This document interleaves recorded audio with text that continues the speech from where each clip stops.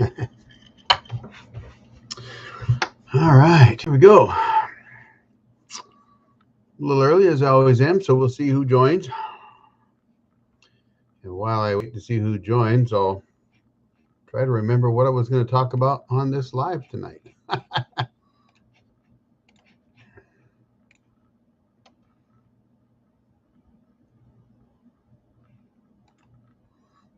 Checking things out here, making sure I'm ready to go. I always do this, folks. If you're joining me later, oh, somebody's joined. Hey, just getting situated. Make sure you let me know if you can hear me, because I've learned that if I don't ask, then it can be, well, interesting. Let's just put it that way.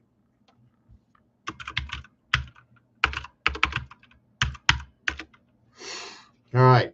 Be sure to let me know who you are. Say hi. Tell me where you're at. All that good stuff as I'm waiting for folks to join. Otherwise, I'm just talking to myself. I was having a kind of a funny conversation with, let's see, O-Ray78 on Facebook. Apparently, he's up in Canada and doesn't get to shoot much. So I'm not sure how we started that conversation. He was saying he posted something about all those guys from World War II had such cool stories, and I thought, wait a minute now, some of us have cool stories, and we're not that old. So anyhow, hopefully you join me. Let's see who. Hey, you don't have a name on there. You got 1,900 friends, so. But he doesn't post his name, which is okay. That's fine. All right, it's getting chilly. Weather's getting chilly. It's getting to be fall-like. It's crazy. This winter. Hey, you can see where my brain is. This summer came on kind of slow, and we really didn't get hot here until, well, into July, really. And that's unusual for here. And it's cooling down already. It's getting cool. So, again, when you join, make sure you say hi. Let me know who you are and where you're from. And we'll get started as soon as we get a few people here. Don't want to just sit here and answer my own questions. Now live there, there it is. That's my cue. The now live Stampeding Horses, Ghost Town, 6 Guns and More. Okay, that's what I was going to talk about tonight. Stampeding Horses, Ghost Town, 6 Guns and More, and SAWMILLING. So that's what we're going to do. Definitely chilly in here. Here I am drinking a drink with ice in it. It's chilly in here, it seems. All right, make sure you let me know when you join, who you are, where you're from, especially if you're one of my regulars, because I always like to know you're here. You usually do tell me. So, but if you're not and you're joining up for the first time, just say hi in the chat. Yeah, on my screen, it's over there on the right. If you're on a phone, it might be down below. But always helps to know who I'm talking to, because I only see if people have joined, and I've learned that sometimes it tells me there's X number of people, especially early on when you can kind of figure it out. There's like 1, then 2, then 3, and so on. But you find out like 4 people are texting in the chat, and it's saying there's 2 people on, and it's like, wait a minute. So YouTube kind of does that sometimes, and but I'm working on some cool things with YouTube. One is some new software. So John, if you haven't joined yet, and if you do, I'll tell you when you join. But John Davis from Davidson's All Natural Gym, he and I've been working on something, and Rick France from Two Brothers Outdoors had sent me Streamlabs, whatever it's called. And the funny thing is, I downloaded that software a while ago and I hadn't made use of it yet. And so I started playing with it, and I am going to figure that out and make use of that pretty soon. So you're going to see some Q&A type stuff, or just BS sessions between multiple YouTube Sawyers. And I use the term YouTube Sawyers maybe differently in this case than I have in my videos. But I think it'd be good, get guys like Mike Wilson or John Davis or Rick France or Paul and Andy or whoever on at the same time. We've done it a couple times now, and I think it was really effective. It was a great thing. You can get answers from 2 or 3 or 4 or 5 guys at once. So that's pretty cool. So we will we're just kind of hang out a little bit while we wait and see who joins. And again, when you join, be sure to let me know, because if I don't know who I'm talking to, then well, then I don't know anybody's here. Or I can see that there's somebody here, and if you're not posting a question or saying hi, then I don't know who I'm talking to. I'll type that in here too.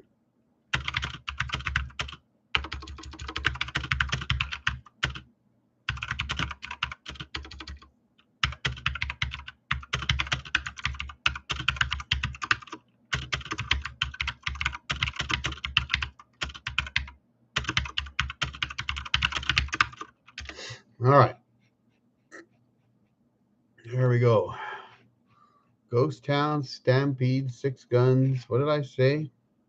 What am I talking about today? Stampeding Horses, Ghost Town, Six Guns, and more. Stampeding Horses. What's that all about on a Sawmill channel, right? You're probably thinking, huh? What's that to do with a sawmill? Well, you never know. Never know. We're going to make sure we get some folks up here joining, and so I can talk to somebody. I don't do these to talk to myself, that's for sure. So can't answer my own questions. I got to ask somebody else. I see this on Sawmill and Millworks Talk on Facebook, on the Facebook group. A day ago, a guy posted diesel or Dawn to cut pine. And it always comes up anytime I join on Facebook and I see it. It's got like 33 comments now. So I don't know if I keep seeing it because there's new comments, but I only always see the only one comment, which is diesel for everything. Maybe I don't use diesel, but I find it interesting that every time I get on there, I see the same thing. And I'm like, is Facebook just broken? I quit Facebook for a few years. I only came back actually for you guys watching now as a means of being able to communicate, really. And it just seems like the same thing is always showing up. And I'm thinking, oh, I've seen that like 37 times already. And diesel, maybe you could use diesel for everything, but if I'm cutting pine, I'm using pine sol and dish liquid and water. But that's just me. I actually, when I was working with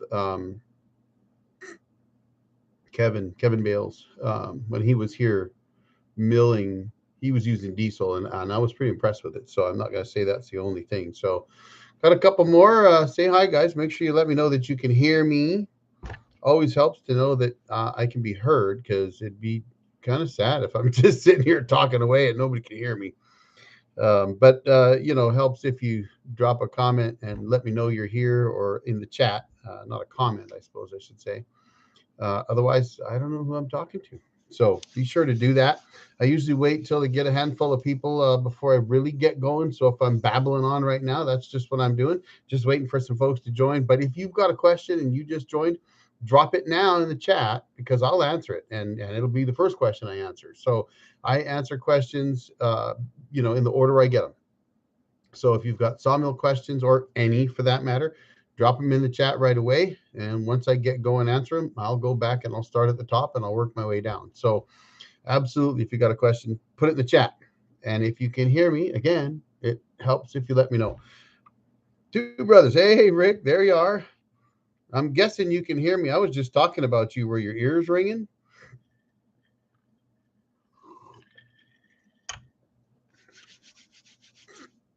I was also talking about something I saw on Facebook. It seems like every time I've gone on Facebook, I see this same thing: diesel or Dawn to cut pine. I don't know why I see it every day, but I do. I mean, it's like I need to hit the X and tell it, just don't show that to me anymore. But I do see some interesting questions, a lot of stuff on ordering mills, and I got to tell you, yep, I saw you just got on, I take it that means you can hear me. But and before you came on, I was talking about that stream software. I had actually downloaded it as a streaming software for doing this before I realized that's what you guys were using. And I don't know if you're using just the online version, or if you downloaded it and you're using the downloaded version. But I had been playing with that streaming software a little bit. Oh, I don't know, some months ago.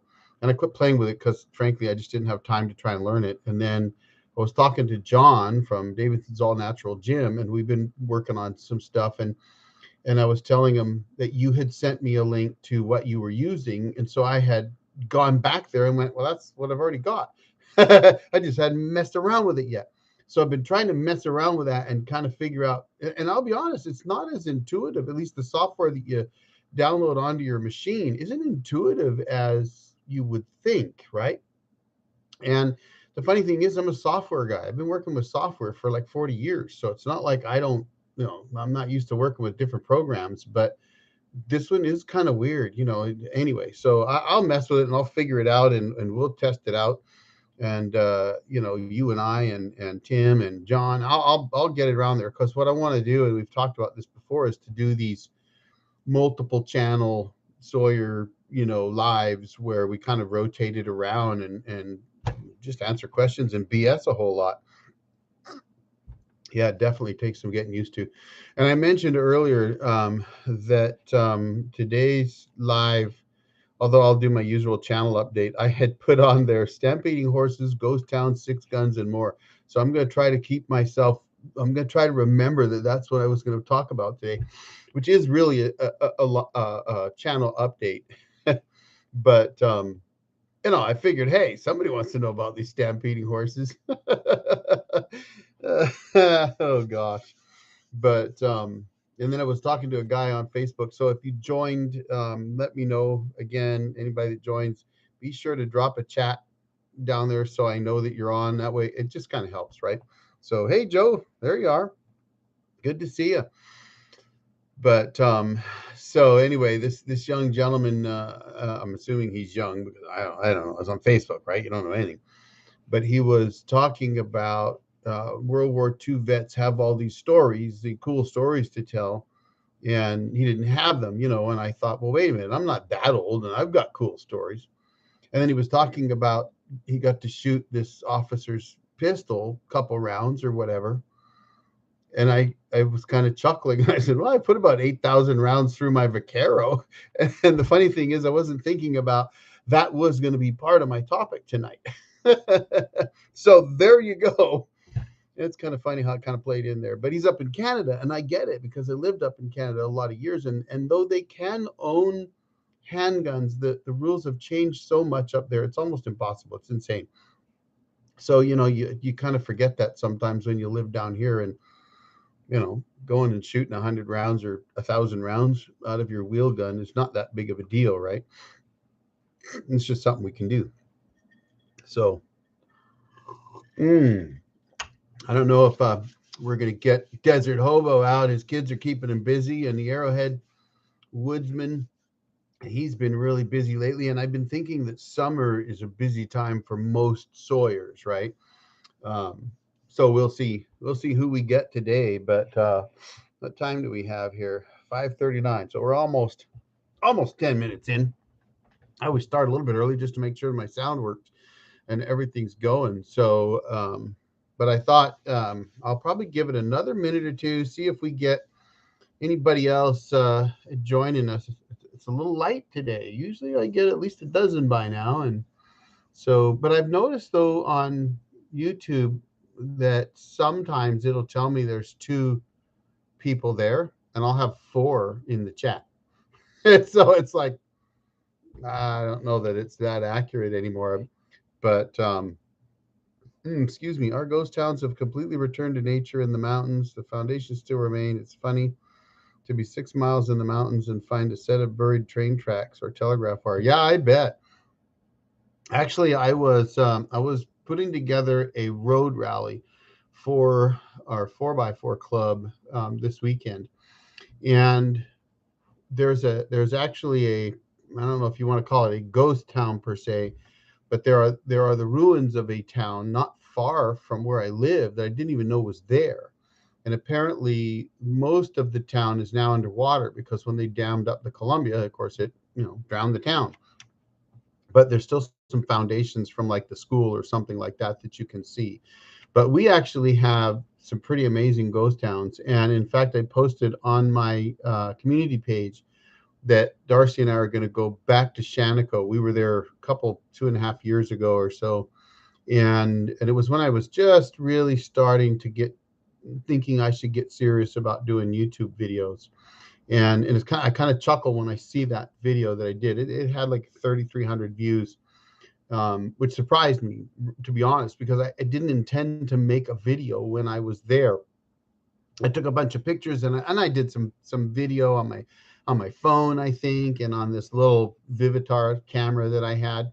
And so anyway, I did this video, and it did really well. But we were in Shaniko, Oregon, which was just a little ghost town, and they had this really cool old hotel that was supposed to be haunted, and but we couldn't get into it. You could see through the windows, you couldn't get into it, but it looked really cool.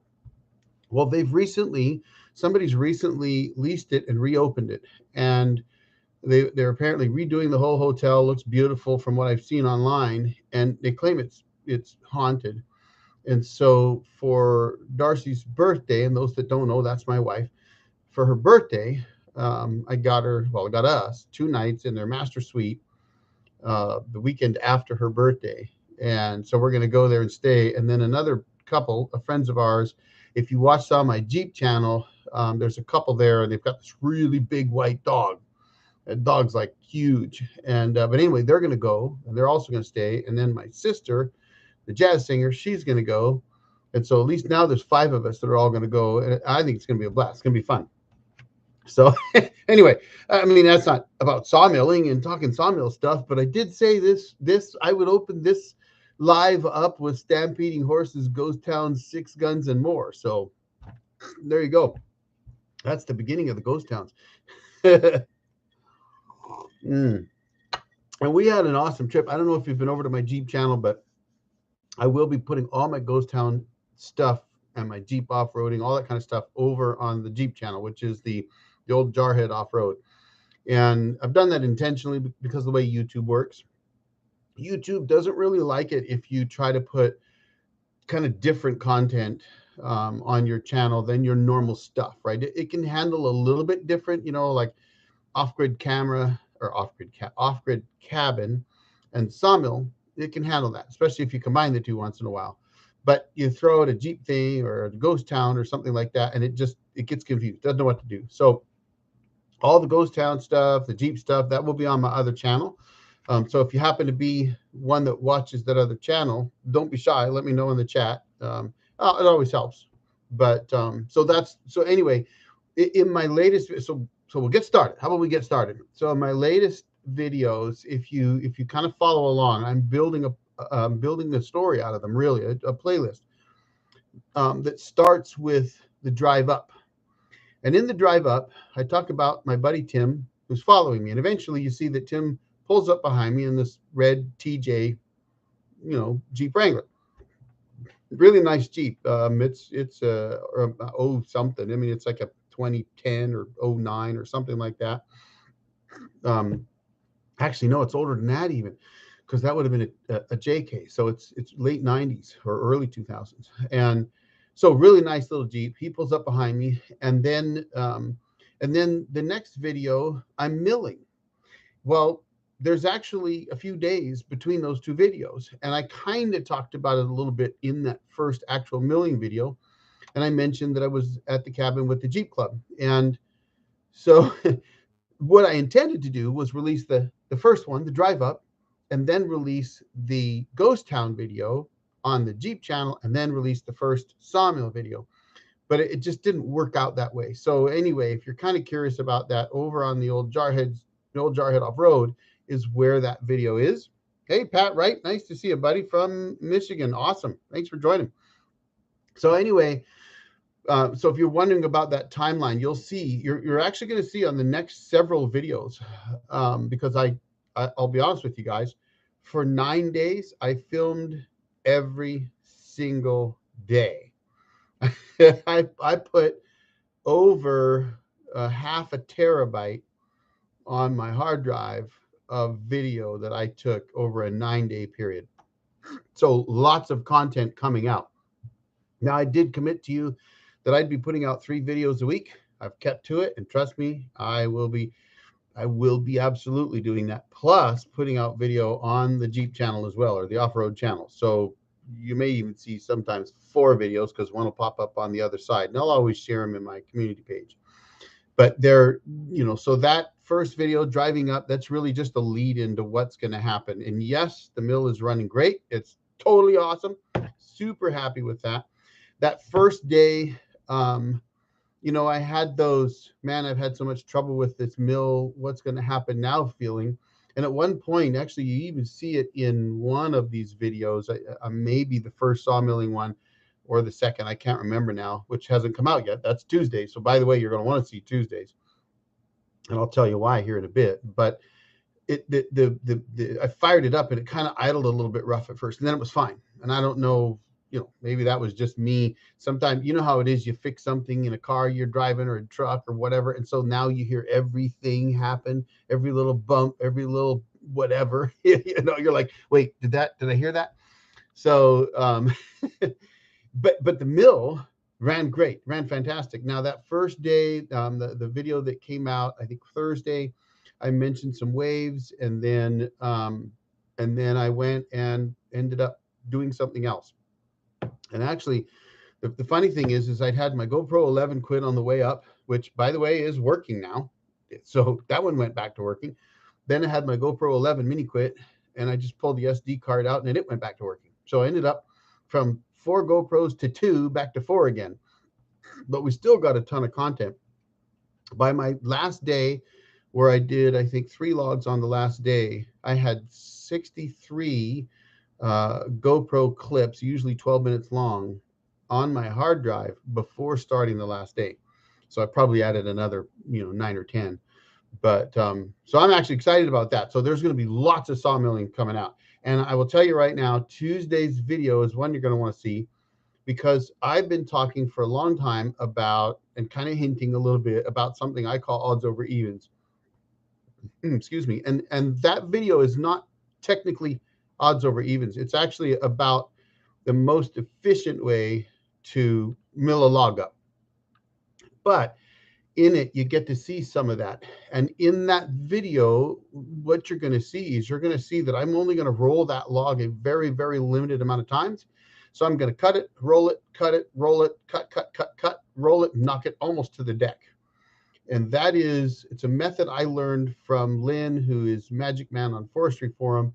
It is the fastest way and the most efficient way to mill a log into lumber. Basically, if you're milling construction lumber, you're doing a production milling, you're going to get to see that. And I think I did a reasonable job of showing you how to do it. And I will admit, it's actually harder sometimes to do those things when you're trying to film them than it is when you're just doing it one after the other. So, but anyway, that's coming up. But I did mention Stampeding Horses, so I should bring that up as well. So I said Stampeding Horses, ghost towns, and 6 guns.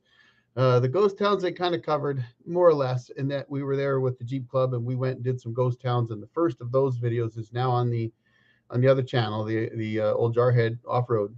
But so the stampeding stories, the Stampeding Horses. Let me tell you that story. So before we went up to the cabin, I put out a video about the outhouse. So I don't know if you saw that one, but if you did, thank you for watching it. But in that video, I cleaned up the outhouse, got all that area cleaned up, and then Tim and I tore out all the cages in the orchard, and then basically got the box blade on the tractor and just dragged it around the orchard, cleaned it up, and ran a harrow through it and got it all cleaned up. And I said it would be for a campsite.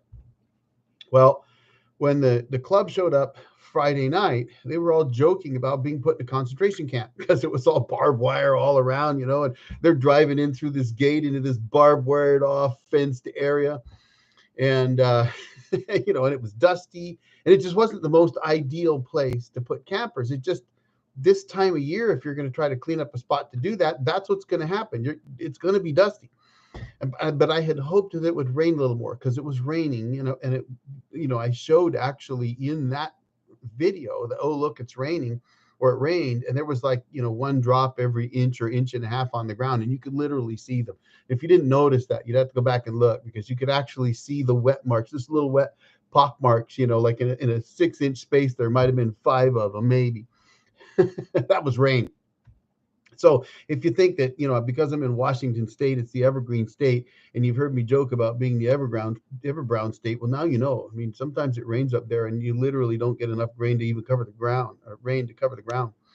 But so anyway, the guys all moved into that area, and we went off and hunted ghost towns that Saturday. But Saturday night, everybody got to bed, and I have these wild horses that live out there, and I guess they decided to visit on Saturday night.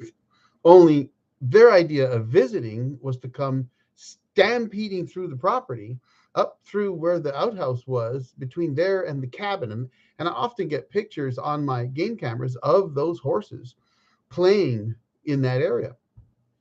So Darcy and I didn't hear them. We had left the windows shut, and maybe it was even Friday night, I don't remember. We'd left the windows closed in the cabin, and we didn't hear anything.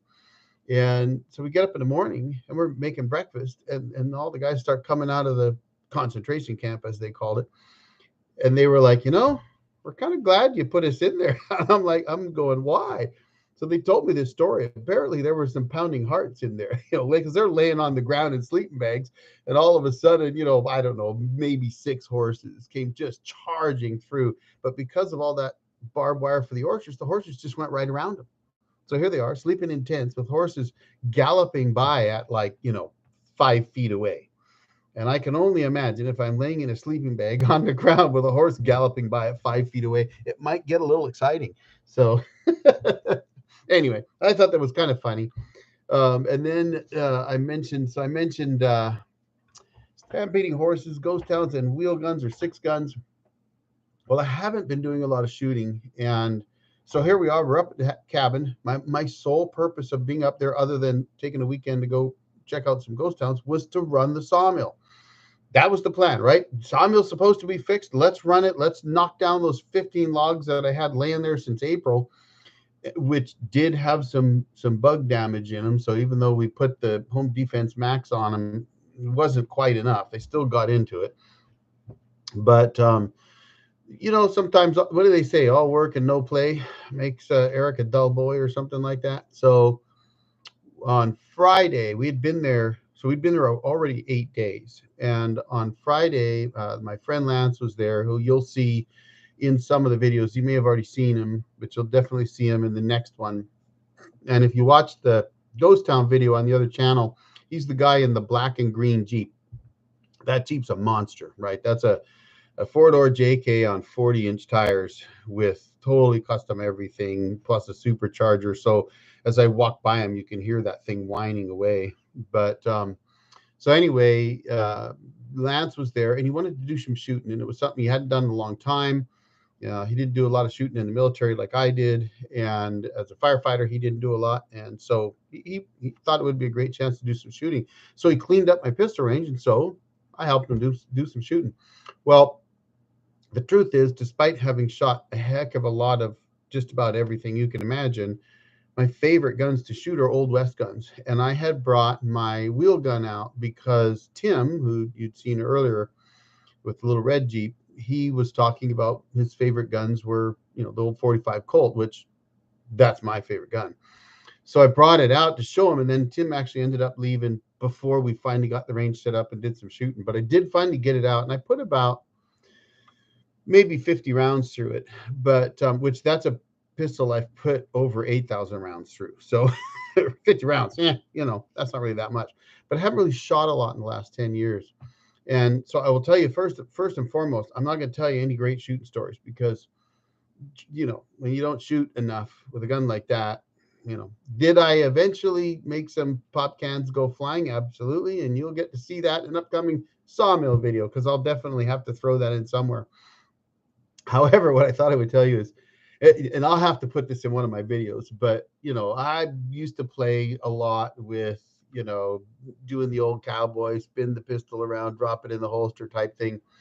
Well, I'd thrown my holster on, and this is a Ruger Vaquero. It's not an inexpensive gun, right? It's actually the early model Vaquero in the 44 Magnum heavy duty frame, chambered in 45 Colt. So you can put some hot loads through it. But and I don't know what that would run today. They're probably, maybe it's $1,000 or more. I don't know. But so here I've got this pistol. I've had a long time. I've had it over 20 years, 22, I think, either 22 or 23 years. Lots of rounds through it, and I'm playing with it. But I didn't really put my holster on that well. It was a little bit more forward than I usually have it. Hadn't really played with a whole lot, and like I said, hadn't really shot it much in the last 10 or more years. And so we're out there, I'm doing a little shooting, and then at one point I'm standing in the middle of the shooting area of the range, and I spin the pistol around and drop it into the holster. The only problem is the holster wasn't there. So here's this pistol straight into the dirt. And I just turned and looked at the camera because, yes, I was filming, and I just said, "You didn't see that." Picked it up, knocked the dust off, fired it a few more times, by the way, and yes, it still worked. But so anyway, not only will I have lots of sawmilling in, for quite some time anyway, because I've got a lot of footage already, and I've got some more logs to go mill locally up, and then I'm going to get the mill back up. But some of these logs have a bit of a theme to them, and not always, but definitely some of them have some themes to them. And I did a few other things that I'll be bringing as well. One of them is started to build a D-log structure, really with the dry logs already, and then also as a way to dry the new ones, but so that you can see those D-logs as I mill those D-logs and get them off the mill. And I will be setting the mill up in a bit of a log wood lot yard. I've got to remove the rest of the fencing around the orchard, but that's where it's going to go. So we did actually get some lumber stacked and stickered there, get the log structure built, and made room for the sawmill. So crossing my fingers, with a little bit of luck, over the next few weeks, we'll get the sawmill back out there and get it set up in that location, and then it may spend the winter there. It doesn't have a cover. My mill's not been covered since it was new. Neither was my other one. So I'm not really, frankly, that worried about it, though I do say that one day I'd like to build one. So that's kind of, so recap, the mill's running great. I have tons and tons of video coming out.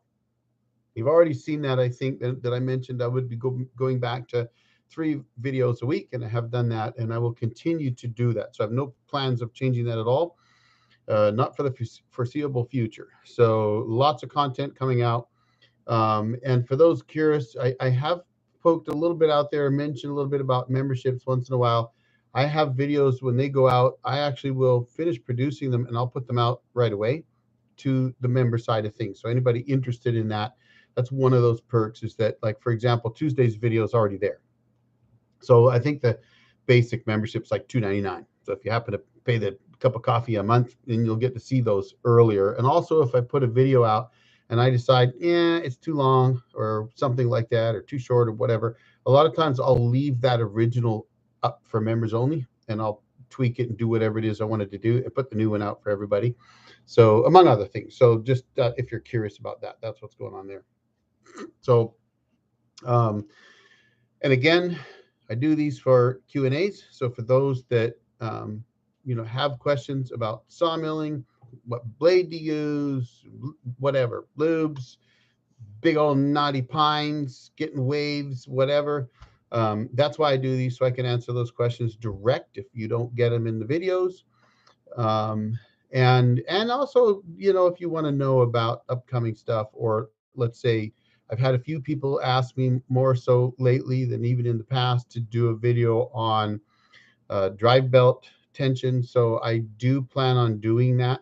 I actually thought I was going to be doing it at the cabin because I was cutting a little bit of waves. I mentioned it a little bit earlier, but as I always try to say, the first thing I do if I see a little bit of a wave pattern forming, so I take the band off, put a new band on, and test it. And when I did that this trip around, mill cut flat as a bone, and away we went. So no issue there. And I said flat as a bone. That's kind of silly.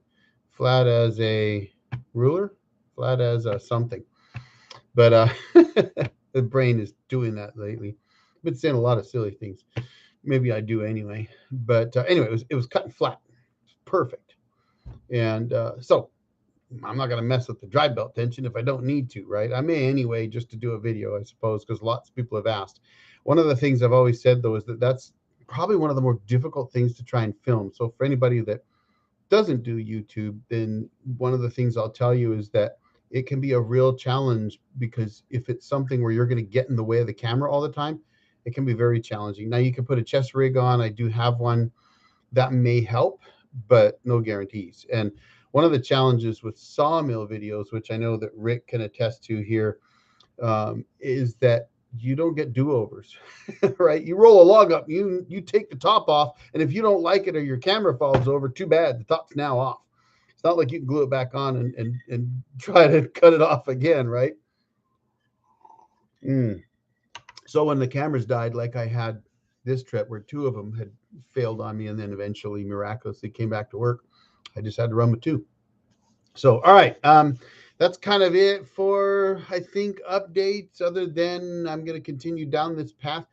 I will tell you, if you've noticed on the merch that I've dropped some of those t-shirts that were there, it's because I felt they were too thin. And I don't like that. I like a heavier, like this is Carhartt type material. But I have seen that they've come out with some new ones that I've added back in. And also some polos I may add in there. So if you're interested, great. If you're not, then it's not a big deal. But that's just something I'm also working on, because I think it's important. If you see me take something down, it's because I'm not happy with it. But so I did take some of the t-shirts down because I just felt they were too thin. Maybe okay for a hot summer day or something, but sawyers need heavier gear. So, all right. Hey, Timothy, you got your mill? Late to the party, but I'm here now. Yep, good to see you. I've had the mill for a week. Still haven't got to use it yet. But rebuilding the engine on my log mover. Hope to have that buttoned up tomorrow or Tuesday. All right. Well, if you got a truck you can move logs, you got a debarker on that, right? I always tell people I'm not afraid to drag a log across the dirt, mud. I don't care. I really am not. I got a debarker. So I got to trust the debarker. Now, mind you, I started with an LT10 that didn't have a debarker. So still dragged logs across the ground, and I ran it. But you definitely let me know when you get that thing up and running. And it's got to be nice and shiny and like a really nice lawn ornament now, right? I mean, you go out and caress it or give it a big hug, And did any of you see my have you hugged your sawmill today? That actually kind of came to be because Darcy was trying to get some pictures for thumbnails for me. Something you got to do if you make YouTube videos. And I was just so happy to have the mill running again. I said, "How about this? I'll hug my sawmill." I got it back. It's working. That whole ordeal though was nobody suggested to me from the start that my O2 sensor could be bad. And nobody asked me about that 12-volt light. Now, I'm going to tell you right now, I'm convinced that my mill was a little bit too close to lightning. There's too many electronic gremlins that I've picked up on the mill over the last couple years, 2 or 3 years, and maybe 4. But and now I'm getting them all sorted out now. But I that's why I put that EMP shield on, in case you're wondering about that. And I'm convinced, and they back those things. So speaking of the mill and mill updates, I'm thinking I'm gonna really love that laser. Now up to this point, you haven't seen it in action. You just might, coming up soon. I do have to fix a little bit with the way that the laser's mounted. I got to level it. I got to adjust it right so that it's sitting at band height. But it is very close at the start. It's just tilted down too much. So if it's within a few inches of where the band is, the laser is actually really close to where it needs to be. At 8 feet away, it's about 2 inches low. And so I just have to adjust that and get that corrected. However, I did end up using it. Despite all of that, I ended up using it milling this past week because I found that if I wasn't quite sure about how close I was to my side supports, I could flick that laser on, and I knew that I was close enough that if it looked like I was going to hit that side support, there was a real chance that I would. And so I could stop and make an adjustment, drop the side support a little bit. So I ended up using that laser despite it being out like that, and I need to kind of tweak it a little bit. So I'm actually really excited about that. It didn't really work great in really, direct sunlight, sun beating down, but then I ended up not really milling much in, that kind of sunlight this trip. By the time, probably 11 o'clock rolled around, usually I would quit. I think on that first video, I quit around 11 o'clock. And then the second sawmilling video, which is coming out, I think still, I think I quit around 2. So that day I milled a lot, but I probably took a break in midday. Yes, you have a debarker. I just sit in a chair and I just sit in a chair and stare at it. I love it. I have a neighbor helping with the rebuild, so I have to be there with him mostly for moral support. There you go. Well, good deal. Hey, but at least you got the mill in your yard. That's a big deal. I still see a lot of people complaining about their sawmills, and that's one of the things I see a lot on FB. I'll say FB, social media platforms. People complaining about getting stuff right, supply chain issues, and I'll be honest with you guys, I have a hard time keeping my mouth shut, because every time I see it I think, well guys, what do you think was going to happen when we shut down for all that time? You can't do that, right? You're done. It will take years for us to catch up to the mess that was created when we shut down. So I'm going to leave it at that. I'm not getting into politics here. I'm just saying, supply chain issues are going to be around for a while, and maybe Joe can chime in if he wanted to right there, but I'll bet you Joe won't disagree with me. You can't shut down production. Anyway, enough of that. I'm stop talking about that. So let's see, what else have I got for you? On the video about thinning, I don't know if you saw that. I tried to do that one, tried to have a little bit of fun with it, but I tried to do that one with just leaving the camera sitting in different places for you. But when I mentioned falling a tree on my head, I really did do that. And at the same time, there was a couple things about that video that I kind of hated to do. One was I'd forgot my chaps at home. And it's kind of funny, but I'm not going to tell you that I don't run a chainsaw without chaps, because I do. I've been doing it off and on for a very, very long time. But I'm also very conscious of that fact, and I hate leaving my chaps, because I think that it's one thing to pull the chainsaw out and knock a couple nubs off a log and set the chainsaw down and go back to sawmilling, versus running a big saw like that in the brush, trying to cut a bunch of saplings down for an hour and a half, right? You should have chaps. So I kind of was, the whole time I'm thinking, you forgot your damn chaps, but I needed to get that stuff done. So I took the risk and I went ahead and did it. But then I heard that Rick, that you and Tim have a video out that I apparently haven't seen, that caused Mike Wilson on his channel to make sure he still had his hard hat on. And I thought, I need to see that, because I just had my Tilly hat on, and the tree that I dropped on my head was really small. Actually, it wasn't more than, probably 5 inches at the base, right? We're talking a sapling. It's just not that. It was maybe 15 feet tall, but it was really quite a small tree. But I mentioned that I don't really read them, because when you're falling saplings, right? If you've done any clearing at all, you're just kind of going in there and going zip, zip, zip, zip, zip, pushing them down, knocking them down, letting them rip. Well, that one, I had just kind of gone up, and I was really proud of myself because I did a Humboldt notch on that one, right? So I'm like, yeah, look at that. I got 5-inch diameter pine. I'm doing a Humboldt notch on it. And then it dropped on my head, knocked my Tilly hat off. And I thought, nice. I bet you caught that on video too. But I just barely did. So you probably would have to watch that video a little closer than you did to see that happen. But it absolutely did. So there must be a law that prohibits me from sitting for 5 minutes. Something just came up and I got to go. I'll watch the rest later. Have a good evening. Hey, Rick, thanks for being here, buddy. All right.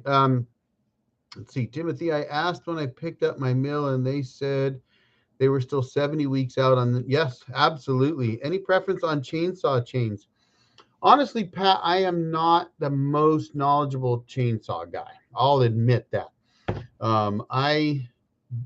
I've run some big saws. I actually worked in a pulp mill in the 90s up in Port Alice, British Columbia, and I worked in the deck, the wood yard, I guess it was, the wood plant. That's what it was called. It's called the wood plant. And I was called a chip tender. So my regular job was shoveling wood chips back onto the conveyor belts. But every once in a while, you get a little bit of seniority, you get to bump up to deckhand. And I did that quite a bit. And when I worked as a deckhand, we had, I think they were McCullough saws, big yellow saws. And they had big bars on them, right? I recall some really big bars, at least, bigger than 36 inches. Let's put it that way. And the reason wasn't because we were cutting big logs, but because if a log fell into the refuse system, and it was a chain refuse system, so it would kind of come down off the log deck, and then it would turn 90 degrees and go another direction, then it would turn another direction and go somewhere else. And if a big log fell into that refuse system, which was from the debarker, which was a high pressure water jet type debarker, right? If a log fell in there, you couldn't get the log out unless you bucked it up. But the problem was you often couldn't get to the log very easily. You had to lock everything out. So lock out, tag out procedure, you lock everything out, and then you had to climb into the steel refuse system, which was about, I'm going to say about 3 feet across maybe, and about 2 feet deep, something like that, all steel, right? With big steel chain in it. So you'd climb in there with your chainsaw, and then you'd have to climb up the refuse chain to get to wherever that log had fallen in and lodged itself. And then you had to buck it up to get it out of there. And the issue with that, and most of those logs weren't but 15 inches across or something like that. So we're not talking big wood. Now, bear in mind, this is on Vancouver Island, northern Vancouver Island. So big wood can be big wood, right? We're not talking 15-inch. Big wood would be really huge stuff. And we wouldn't have had that there because it was a pulp mill, and we only had so big of a chipper. I think that chipper could do like 24 inches across or something like that. So anything over 24 inches, we wouldn't take. We just wouldn't get it. And but once it was in that refuse system, somebody had to go in and cut it out. So I would have to go in there with my chainsaw, and hey, there's John. Nice to see you, buddy. And I need to I got to remember to go join John's channel. I'm going to do that. But and speaking of memberships, John's a member of my channel. I'll be a member of his shortly too. But anyway, another subject. So when you climbed into those refuge systems, you a lot of times had to reach a long ways to get to what you were trying to cut, and that's why we had those long bars.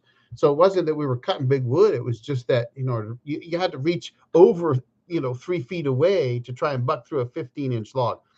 So anyway, so I have that kind of experience with saws, but I'm not a faller by any stretch of the imagination. I'm not somebody that lived on the firewood that he cut all the time. So but I have chainsaw milled, I have fallen plenty of trees and done that kind of stuff. Right now I'm using a 25-degree square cut chain, and I'll be honest with you, I think that's a hell of a great chain. I was kind of disappointed because I got this new Oregon sharpener I'm trying to learn, and John actually was helping me out with it a little bit, but it's round. It's not going to work on a square cut chain, so I'll have to do that by hand. But I've never done a square cut chain. However, that's what I was using when I was quartering up those big maples, and I fell a bunch of trees with them too. And I'll tell you what, they worked fantastic. I was really impressed. I've used 10-degree chains for chainsaw milling. They make a smoother cut, and I'm not going to say they're faster, but they do make a smoother cut. I've used the standard 30-degree chains that you get. Usually I don't use the chain you buy with the saw. I'll go get like a skip tooth or something to run, but I'm no chain expert. So square cut chain seems to work really, really well. If I was going to really try to learn something about chains, honestly, I'd go try to talk to Buck and Billy Ray, because that guy seems to know. I'm a babe in the woods compared to him. So hey, there's Mr. Kilted Sawyer. And there's Mike too. Hey, nice to see you. Now, hey, wait a minute. Hold up now. So if you want to know about chains, Pat, the guy I'm going to tell you to ask, he is now here. And that's Mike from Wilson Forest Lands. So, and Mike and Craig, one of the things I was talking about a little bit earlier was that I've got the stream software that I've been trying to play with and figure out. It's the stuff that Rick and Tim were using, and I plan on using that to do some joint lives. And I had mentioned that earlier, that that's one of the things I want to do. So that's a great topic for Mike. But definitely when it comes to chains, Mike's probably your guy. And then Craig's here too. So Craig, there was something I was going to tell you, and I think it was about the laser. So I don't know. Still square ground full skip is what I use. Yeah, I was just telling him I'm using a square ground skip tooth 25-degree chain that I'm finding is freaking amazing. So maybe that's kind of the same as what you're using. Mine isn't. I don't know who made the chain. I got it from a local farm store actually. I just went in and said this is what I need, and that's what they gave me. So, but anyway, so Craig, I was talking earlier about my laser. I have learned how great they are. It's not adjusted right yet. I've got to do that still, but I actually was able to put it to work this last week and a half.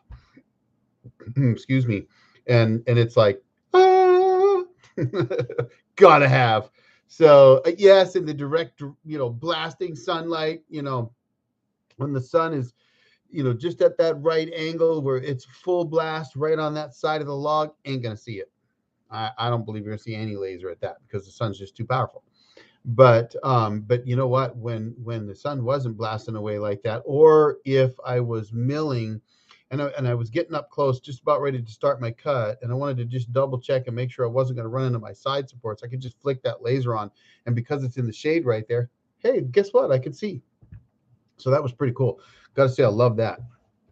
So, all right, that's been going. We've been going pretty good, almost an hour. Now, I still don't have questions. And I don't know what you latecomers heard about the wheel guns and the stampeding horses and everything else, but oh my gosh, so much going on. So one of the things that I have been talking about is that I filmed literally for 9 days straight. So one, I've got my work cut out for me. Two, Tuesday's video, I think is going to be a good one.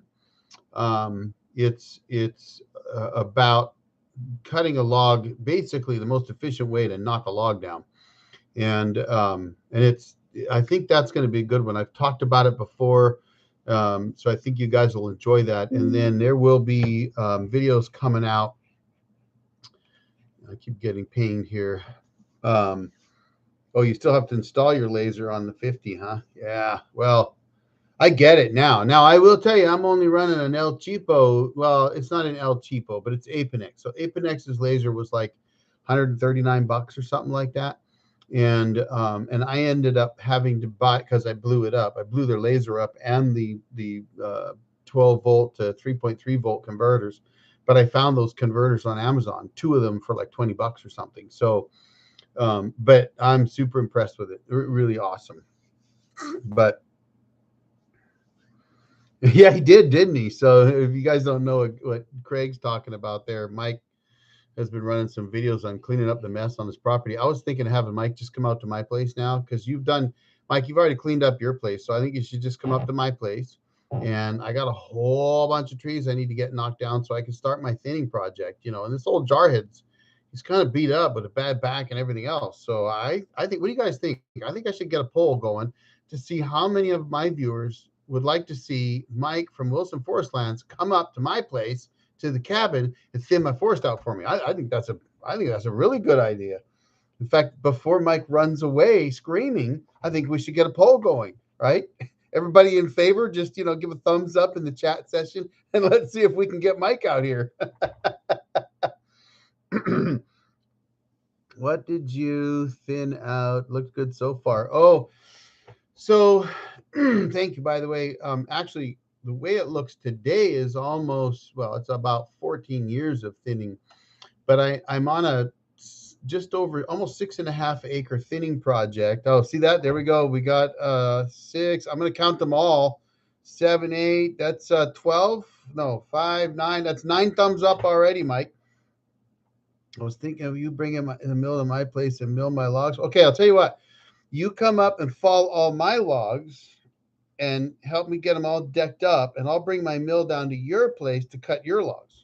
I think, come on, folks, right? I think that's a pretty good deal. I mean, the old Jarhead Road Show down to Mike Wilson Forest Lands, but Mike's got to come up first and fall trees for me. I think that's a hell of a deal. There's only about 3 acres you'd have to tackle fairly quick. I mean, look, come on, we all watched your videos. You took care of that stuff on the coast with those big trees in just a couple hours. I mean, I'm thinking that you could come up to the old Jarhead's cabin and knock down 3 acres in like a day. Come on, that's, easy work, right? All right, so the thinning deal. In my videos, I always try to pan to the north. So if you look at my cabin, it faces to the south. That's why all the solar panels are on that roof, right? Faces to the south. Well, to the east and north of the cabin, it's really, really thick. And that is the biggest issue. Now, the area that we were tackling in the latest video, that is actually on the driveway coming in. It's relatively easy for us to get to and to quickly burn through those, in that section. We still have some work to do there. And I'll be honest, my back is not at 100%. In fact, I wouldn't even call it 50%. So an hour and a half of doing that, and I had to take a break. So unfortunately, I can't run on that, that kind of terrain, especially not with that big saw or even bending over with a small saw for that long. Now, if I can get into it with the tractor and the grapple and just start pulling them out of the ground, which I can in certain areas, then that's what I'm going to do. But definitely below the cabin, there are some challenges there. One, there's a path behind the cabin that I could clean up a little bit better to get the ATV down, and I could do that. And I could get the tractor down below if I go down my driveway and through the neighbor's property and get over there, and it's about maybe a half a mile to do that. So I could get in down there with the tractor to some of it. But a lot of that is going to be hauling a saw down or up into there and then just starting to knock them down. And I have to knock down 7-inch and below trees. That's the plan from the DNR is to take all 7-inch and below trees out and leave approximately a 15-foot separation between all mature trees. I am allowed to leave it a little thicker in spots for wildlife. I can do that. I can pick spots where I don't take all the saplings down and I kind of leave it so they can get in there and bed down and whatever. But for the most part, they want me to get in there and really thin that out. Now you have to understand, this is very, very arid pine forest, and arid pine forests, they burn every 5 to 7 years. That's nature, right? That's setting aside what you see in the news. The reality is pine forests burn every 5 to 7 years. And since we don't let it burn because we keep putting it out, then we have to go in and thin them out. So we've actually got, in some cases, 10 to 100 times as many trees as would naturally be in that land. So it's our responsibility to go in there and thin them back out and get them down to the kind of separation they should have. So that's what I got to do. So a lot of thinning there. No, don't run, Mike. Come on now, really? I mean, I don't think, come on, I haven't seen John vote yet, or Pat or Timothy. Come on, guys, y'all need to vote. If we get enough votes, then I think we can get Mike to come up and fall some trees for me. I honestly, I think that'd be great. I'm thinking that would be the ticket, really. Spraying. Mike doesn't have anything to do really anyway, right? So he could come up and he can fall some trees. It's only like, for him, it would only be like a 12 or 14-hour drive. So that's like a weekend, right? Come on. You got a tent, right? Let's see. I will have to watch your thinning video, see what I'm getting myself up to. Yeah, watch that one. Yeah, do that, because then you won't see the thick stuff. Actually, what I should do, Mike, is I should send you the video I did with the forester about a year and a half ago where we walked the whole property. Then you can see it. And, I'm thinking, heck, I'm thinking a whole lot of good video there. I mean, really, if you think about it, I mean, come on, guys, y'all need to vote. I'm gonna put a poll up on my community page when we're done here to see how many of you think Mike Wilson should come up and thin trees for me. I think that'd be fantastic. And then, I could drive my sawmill down to Southern Oregon. I mean, he lives down where I was born anyway, so I could go down there. Although I think I'm not sure. Are you closer to Klamath Falls, or are you over there by Jacksonville, or closer to Roseburg? I can't remember, but I'm thinking Klamath Falls. I think it would be a hell of a deal for Mike. You know what? I'll sweeten the deal, Mike. I'll feed you. And if you drink bourbon, I can provide the bourbon. I'm known to have good bourbon. Oh yeah, in the Rogue. Okay, so that's. I mean, I was born in GP, so yeah, I know that area. You're right. You're right down there. That's my hometown area. By the way, I will be in Portland on November 3rd. So I don't know if you're going to be visiting your sister around then. But speaking of ghost towns, I think I opened up with this earlier, but for those that are a little bit latecomers, my wife and I are going to go stay at the Shaniko Hotel. If you hadn't heard about Shaniko, it's kind of cool. I posted one of my older videos today that kind of shows it a little bit, but it's an old hotel that's been around for 100 years that had been shut down for almost 20, and they reopened it. It's supposed to be haunted. I don't know. We don't go to ghost towns for haunting stuff. I just love old ghost towns, right? But we're going to go stay in that. I think that's going to be a lot of fun. It's going to be in October.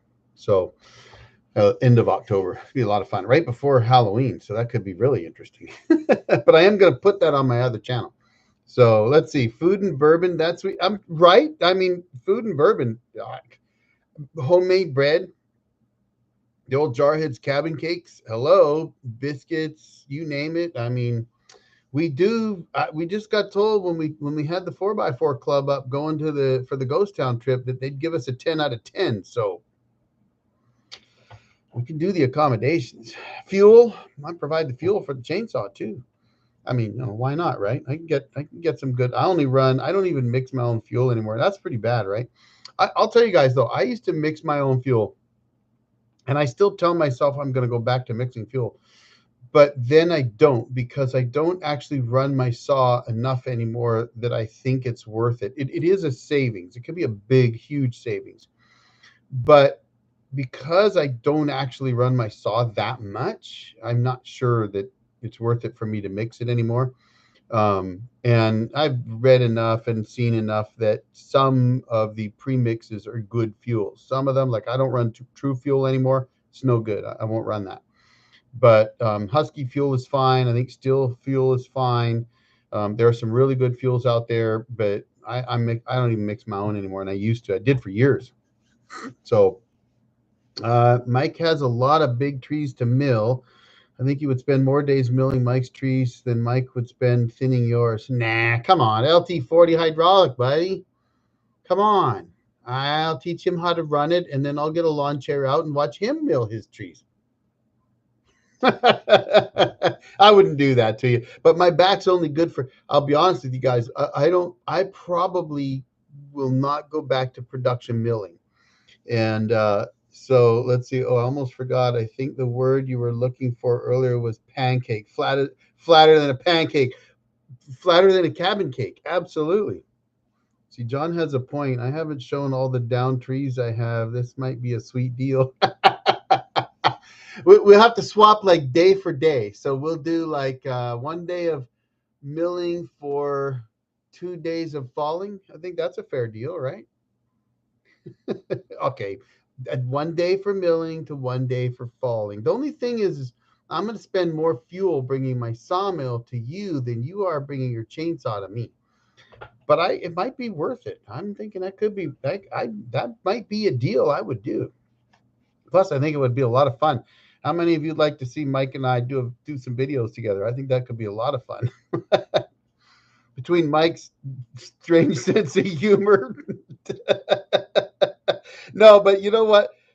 Put up the poll, see what they say. All right, I'll do it. But I got to tell you, did you guys see Mike's video? And if you haven't seen Wilson Forest Lands, you got to go over there.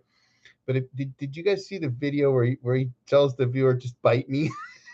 I thought that was like one of the greatest all-time YouTube lines I've seen yet. I'm giving you 2 thumbs up for that one. And I don't even remember, what was it? It was because you said you weren't putting your choker chain or your cable on the ball of your pickup. You were wrapping it around or something like that. I just about fell out of my floor and spit my bourbon out. So that would have been bourbon abuse right there. All right, so let's see. I haven't had any questions yet. So yeah, that's okay. I can just blabber on about stuff. But I was talking earlier about the guy on Facebook, which I don't know if you joined me or not. So if you did, be sure to say hi and let me know. Your name on Facebook was Oray78.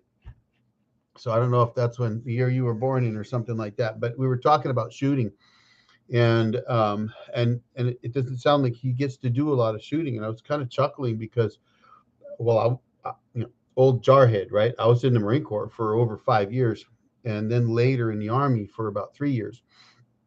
And I was a marksmanship instructor. So not only was I a Marine in an infantry unit, which means I got to shoot everything, right? Like literally everything, just about anything you can think of. Small rockets, yeah, we shot those.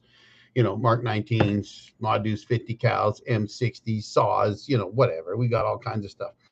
But so I kind of chuckle sometimes when I hear about shooting, and people probably think I'm crazy when I say I put like 8,000 rounds through my wheel gun. That's just one of several. But I used to shoot a lot. And as a PMI, you can imagine, I shot a heck of a lot. PMI, by the way, is primary marksmanship instructor. So I used to teach people how to shoot in the Marine Corps, and then later also in the Army. And so you put a lot of rounds downrange, but you learn. I don't know if any of you have played darts or you golf or something like that, or shoot hoops. You, like anything, you've got to do it over and over and over and over again. And so to bring this back to sawmilling, it's the same thing, right? That's one of the things that I find, that the more you do it, the better you get at it. And that's why I think production sawmilling can be really, really good. One, it'll help you pay for your sawmill. That's how I paid for mine. And two, it really helps you iron out things, because you're going to make mistakes. You're going to goof up. But since you're doing it log after log after log after log after log after log, and in a video, I was rewatching a video today, totally by accident, because we were checking out the Shanico stuff, and I watched my 2021 recap. And I mentioned in there that I don't just do 1 or 2 logs. I do 20 or 50 or 200. And it's true. I've rolled up on job sites where I literally had 200 logs to mill. And so when you're milling, 20, 40, 50, 100, whatever logs on a job, that's just one job. That's not what you did in the year. You're going to mill 100,000 board feet that year, maybe, or maybe at least 50 or 60,000 board feet. So you're doing log after log after log after log after log, and it gives you the opportunity to, one, mess up, because I don't know if you're like me, but I learn really well when I make my own mistakes, right? Trust me, I've cut the side supports before. I've also skimmed the log clamp too, right? I mean, I like to say you ain't a sawyer unless you've hit that band on metal once or twice. But that teaches you, right? So Timothy, with your new mill, absolutely. Once you get going, one of the first things I always try to suggest is, don't put up your best log first. Throw up whatever you got. I don't care if you've got an old aspen sitting there that you dropped last year and it's starting to rot. Throw that log up and start milling it down, or some ugly pine or whatever you've got that you could just kind of throw up there and chase it down. And one of my viewers, Skookum Sawmill, I think he goes by, he's about 70 miles west of me. One of these days I'll get together with him. But he was telling me that when he got his sawmill, what he was doing is he was just saying, hey, a neighbor got a log, you want to mill it up? Sure. And he was basically doing it for free, or tips or whatever, just to get experience on his mill. And I think that's a great idea, because you're going to mess up. And unless you're milling Ponderosa pine, which is unbelievably forgiving, I cut a lot of piths. And when I first started, I mean, you look at the cabin walls, they're beautiful, but you can tell there's some pith in there and some hardwood in there that's all over the walls, because I didn't know any better, right? And that's one of the ways you learn, right?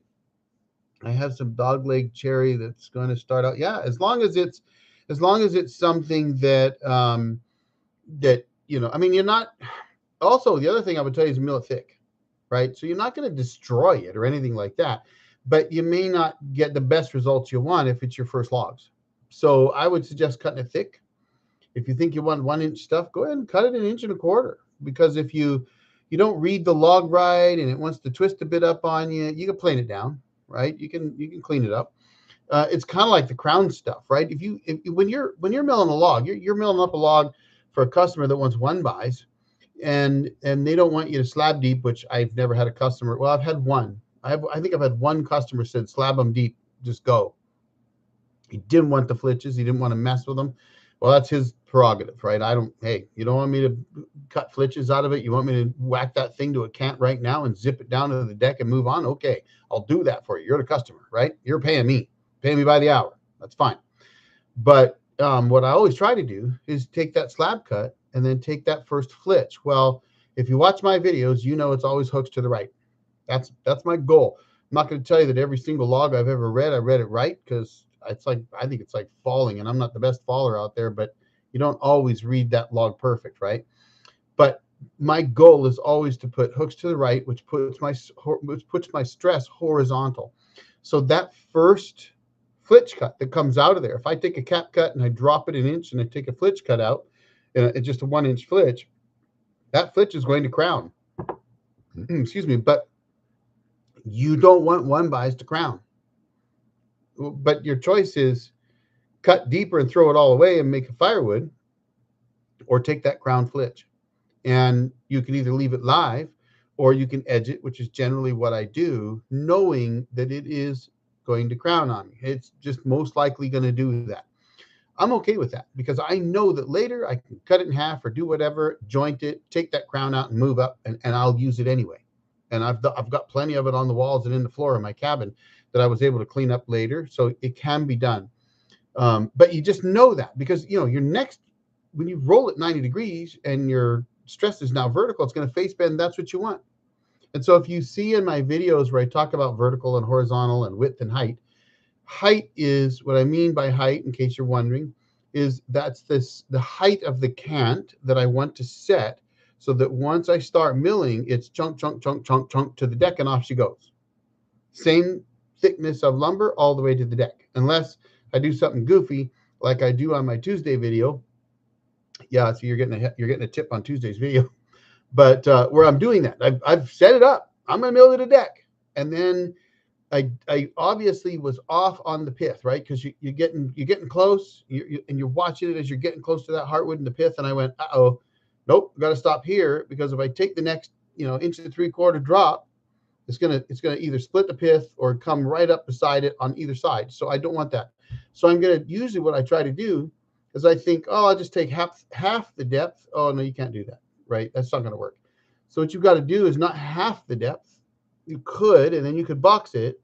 Or what I like to do is say, to heck with it, I'll drop it 1 inch instead of half of 1.75 inches, right? I'll drop it a full inch to give me a 1 inch board out of that. Then I'll drop to the other side of the pith, take that whole heart out, then I don't care, then drop it to my next starting point, which is going to be thin, and then away I go to the deck. Well, my brain wasn't working too well, and I totally miscalculated my depths right there, and I ended up making 3 cuts, I think, instead of 2, like I should have done. But it still worked out, right? Because it's right there in the center. I still had some usable wood out of it. But anyway, that's what I mean by height. When I'm talking about height and width, height is what I'm trying to get to, so that I can start here and end up with the last board the same thickness as the first, right?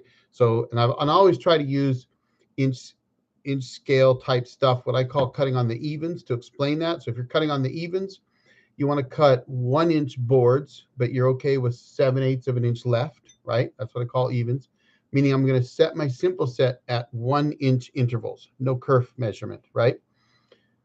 When I start cutting, if I start at 12 inches, my last board isn't going to be 7/8 of an inch. It's going to be 1 inch. So your measurements are going to be off. But if I start at 11 7/8 and drop an inch, my last board will be 7/8 of an inch, which is exactly the same as all the others. So that's what I mean by height. And of course, width is just width of the board or width of the triple cant that I want. And I've cut lots of double cants. Don't get me wrong. In my latest videos, I've been trying to talk about odds over evens. It's better to cut an odd number of cants unless you're offsetting, like you're doing a 6-inch and a 4-inch cant, so that the 6-inch is boxing the heart and the 4-inch has none.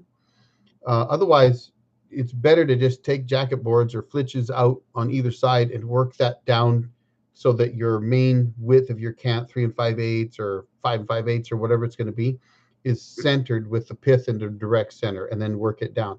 The other thing I've been thinking about too, and I think I mentioned it in Tuesday's videos, is if you always try to start on an odd number of boards to cut down to the deck, you have a much higher chance of putting the pith in the center of your middle board. So for example, if you cut 9 2x4s out of a cant, you're going to go 1 2 3 4, the middle board, there's your pith in the fifth board, 1 2 3 4, and there's your 9. So again, odds over evens. So when you hear me say odds over evens, which you're going to hear a lot more lately, that's what I'm talking about. So yes, I have been sent to commercials 3 times.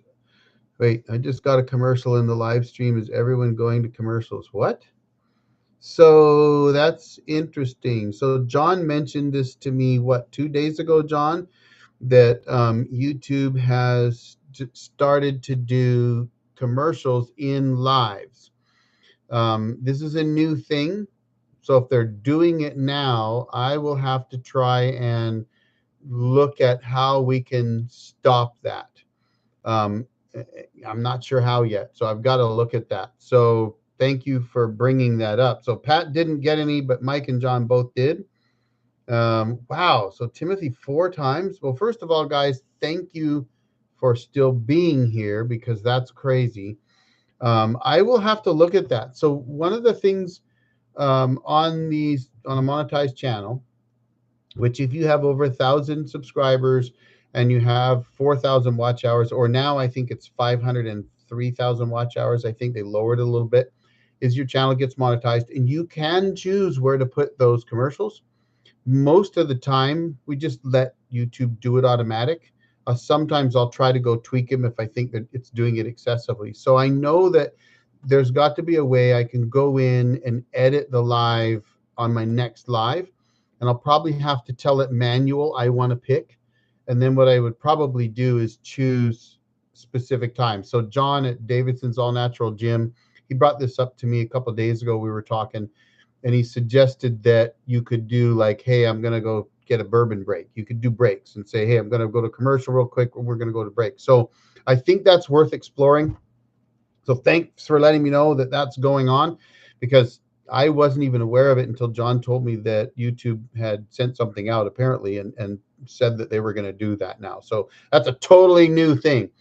I would tell you, it makes me wonder about monetizing lives, frankly. But, sometimes lives, and then this is getting into YouTube and out of sawmilling a little bit. So if you don't want to talk about that, let me know. But lives are kind of to me, it's a great way to talk to you about what's going on the channel, but also to answer your questions. That's why I do them.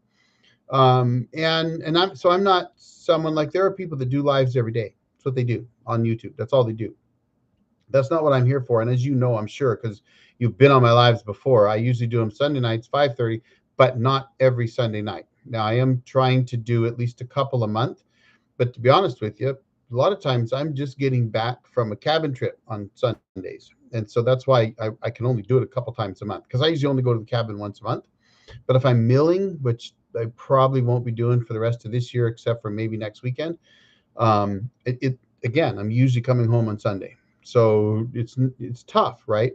I have thought about asking about other nights during the week, because I could do, since I'm not working now, I could choose a different night and do like a Monday or a Thursday or a Wednesday or whatever. Like, there is a possibility I could do that. I also do them at 5:30 to try and allow folks on the East Coast to be able to join. And it's actually dinner time for us is usually 5:30. So we just push our dinner up and do it a little sooner. But So that's what I try to do. And if you have any ideas, suggestions, comments, trust me, if you make a suggestion, I will take it seriously because I do this for you. So wouldn't do me much good if I wasn't trying to accommodate my viewers. So there you go. So sorry about the commercials. We'll get that figured out. All right. Who's texting me and telling me I'm blabbing too much? I'm not checking my phone because okay, I can throw it over there. Not checking my phone because I'm trying to ignore you, but believe it or not, sometimes I have people text me on my lives, and I wish they wouldn't. I always ask them to try to put it in chat instead, but occasionally. So I try to pay attention to that while I'm doing it. So, all right, what else do we got? We've got, we've talked we've talked about all kinds of things. Sawmills, shooting guns, ghost towns, stampeding horses, Jeep videos, lasers on the sawmill running great. That O2 sensor, I got to tell you, if you've got a Wood-Mizer LT40, probably LT35, I saved $80 buying that O2 sensor off Amazon. I kind of hate that. I've bought everything from Wood-Mizer for a dozen years, and have it, and you know, it's just part of the business, right? You get the good parts if you get them from the manufacturer. Has been my thinking all along. But I was desperate. They couldn't get one to me. They weren't going to get it to me on time. In fact, I ended up canceling the order, and I canceled it at least a day or two after I had the mill fixed, and I still hadn't heard back. So, and I don't blame Wood-Mizer. I love Wood-Mizer. I think it's a fantastic company. I do not blame them at all. If you were here earlier tonight, then you heard my little spiel on supply chain issues. It's not Wood-Mizer's fault.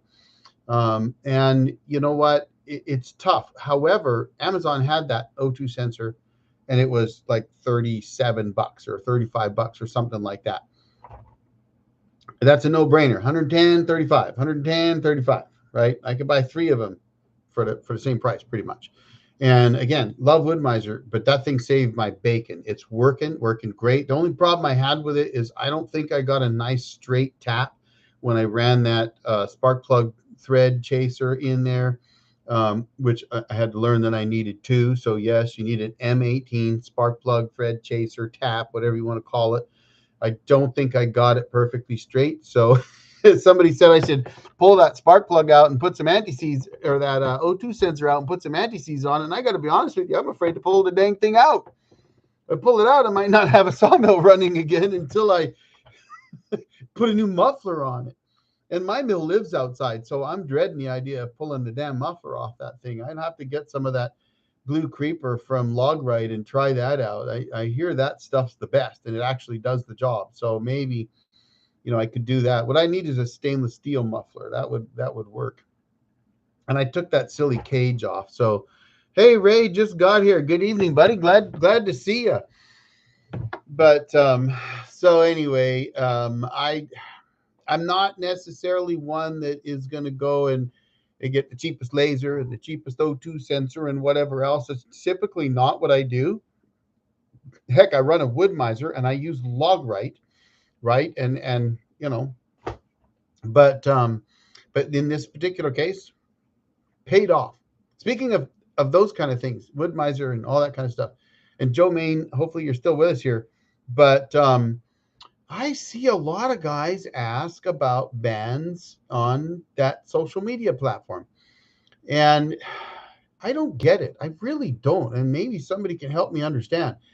I've never had problems with bans that I got from Wood-Mizer or from Joe. I don't, and I've only got 1 box from Joe because honestly, between my busted up back and the mill troubles I haven't been milling that much this year. I just finally got back. But the truth of the matter is, I don't have a problem with those bans. Now, could it be because I use Resharp and they inspect them? Yeah, but they don't replace. I can send 15 out and get all 15 back. Sometimes I send 15 out and I get 14 back and they send me 1 new one. So it's not like a real frequent thing. I mean, maybe 1 or 2, not even every box, like every second or third box. So I don't actually understand the issue. I hear people talk about bands breaking all the time, and I'm thinking, are you running like 4,000 pounds? Are you trying to run them for 12 hours straight? I don't really understand. Now, the waviness, well, 9 times out of 10, if you put a new band on, it's drive belt. I can't beat that home enough, that your drive belt, and it actually makes total sense. So if anybody doesn't really understand that, if you all do, just put a note down below in the chat. Just say, got it, Jarhead, move on. But if the band isn't, if the drive belt, sorry, isn't tight enough, then when the motor spools up and the band hits the wood, it's going to slip. The belt is going to slip, right? So it's just a torque thing.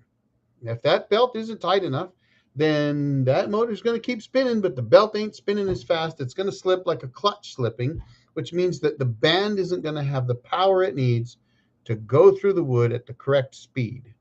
And if it ain't moving the correct speed through the wood, let alone down the wood, it's going to start doing this. That's just the way it works. So if you're cutting waves and you changed out to a brand new band and you've done the alignment on your mill, which, you know, if you haven't done the alignment on your mill, go on my channel, search doing alignments, or post a comment in the comment section or in the chat. But I would recommend comment section because it stays there forever. Chat, for some reason, it doesn't always seem to show up, but post a comment and say, hey, where's that video to do an alignment? Because you need to know how to do an alignment on the head, on the band. You know, make sure your band's tilted correctly, make sure your head's tilted correctly. You got to know how to do that, right? You've got to know how to check things like your side supports. It's just part of owning a sawmill. It's the same as doing the drive belt tension. I had to learn. I mean, I didn't know how to do it when I first started either, right? I actually was doing it, and then I got confused myself. So here's a story for you to show you that I'm a human being. This was in my second year of running the LT40. And the LT10, I never had this kind of issues, right? A lot less power, a lot, you know, come on. It's not much more than a chainsaw. So second year of running the LT40, and I milled 40,000 board feet up for this guy. And near the end of that 40,000 board feet, I started having some waves. And I went in and I tried to adjust my belt tension, but I didn't get it right. And I hadn't done it enough yet to really, truly grasp. You know, it's almost like an art, right? Once you do it enough, you get the idea and you can just jump in there and knock her out, right? No problem. But when you haven't done it very much, then you're not quite sure. So I finally pulled off the job and I said, look, I'll tell you what, let me pull off the job. I had already talked to Wood-Mizer about having them come out and do a full service, because I thought, you know, 2 years, 100,000 board feet, I should probably take the time to have them go through it.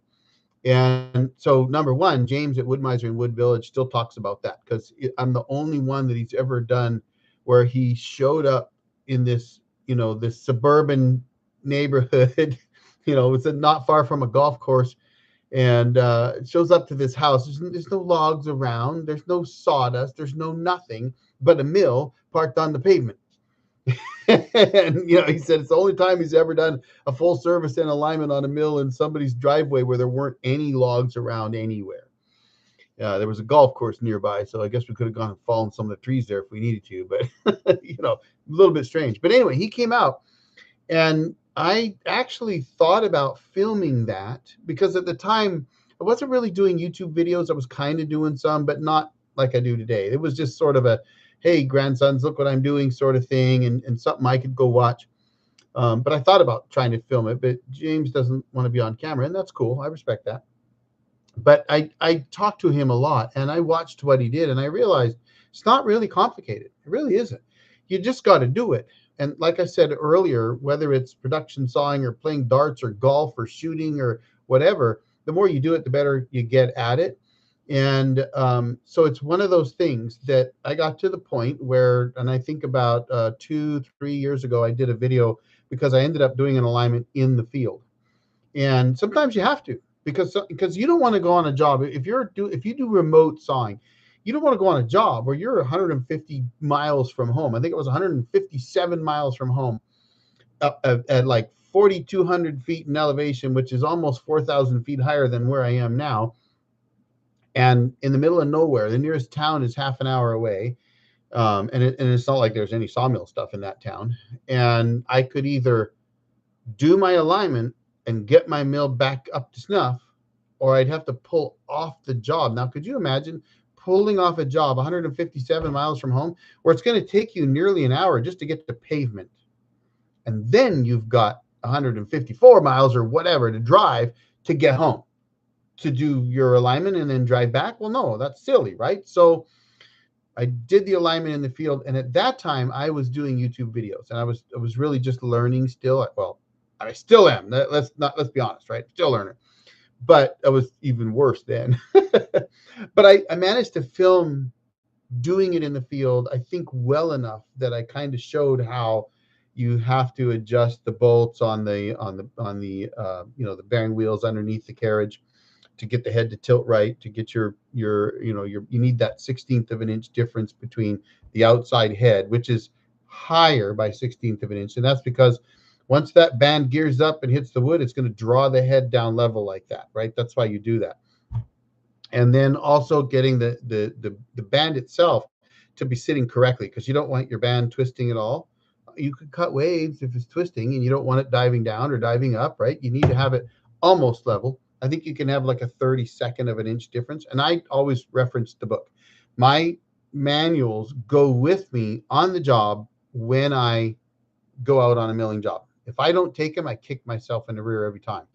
They got to go with you. It's just like taking spares, right? You should always have some spares. Now, I'm not like Kevin over at Kevin Bales. And honestly, by the way, folks, if you know someone looking for a mill, he's selling his LT40 with over $2,000 worth of spares, probably $5,000 or $6,000 worth of spares. Because if you're a production sawyer like Kevin is, who a couple years ago, Kevin, where I actually started sawing a bit less, Kevin just went like this and did like 800 hours a year. So he was carrying everything he could possibly need to rebuild his mill when he went on jobs. And that's kind of what you have to do. You carry what you can. Obviously, some stuff you're going to leave in the shop, but having spares is really, really key to being successful and knowing how to do the alignment in the field. You got to be able to do an alignment, but knowing how to do it in the field is really, really important. So, all right. Wow. We are just moving right along. We are at an hour and a half, but I'm not quite finished my evening libation. So, what questions do we got? What do you want to talk about? You got a few minutes. I'm happy to talk for longer. Talk to me. Tell me what you got. If we don't have any questions, I might just tell another story or two, but just checking something real quick over on that site. All right, let's see. We've talked about commercials. We've talked to Ray. What do you got? And I'm going to call you Ray because I'm not sure how to pronounce your name. So if I'm wrong, it's REI. It could be Ree. I'm going to say Ray. So you're going to have to tell me, and you might have to remind me where you're from. But if you have a question, ask me. And I'm looking down at my chat, guys. So if you wonder why sometimes I'm looking right at you and sometimes I'm looking down over like this, is because my chat is over on the right. Although I guess I could pop it out. Let me try this. I've never tried this before. Let's see if that works. Let's see. Oh, wait, I can delay ads. Watch this. Bang. Hey, I got a 10-minute, 10-second delay? No, 10-minute delay on ads. I just figured something out. Check it out, guys.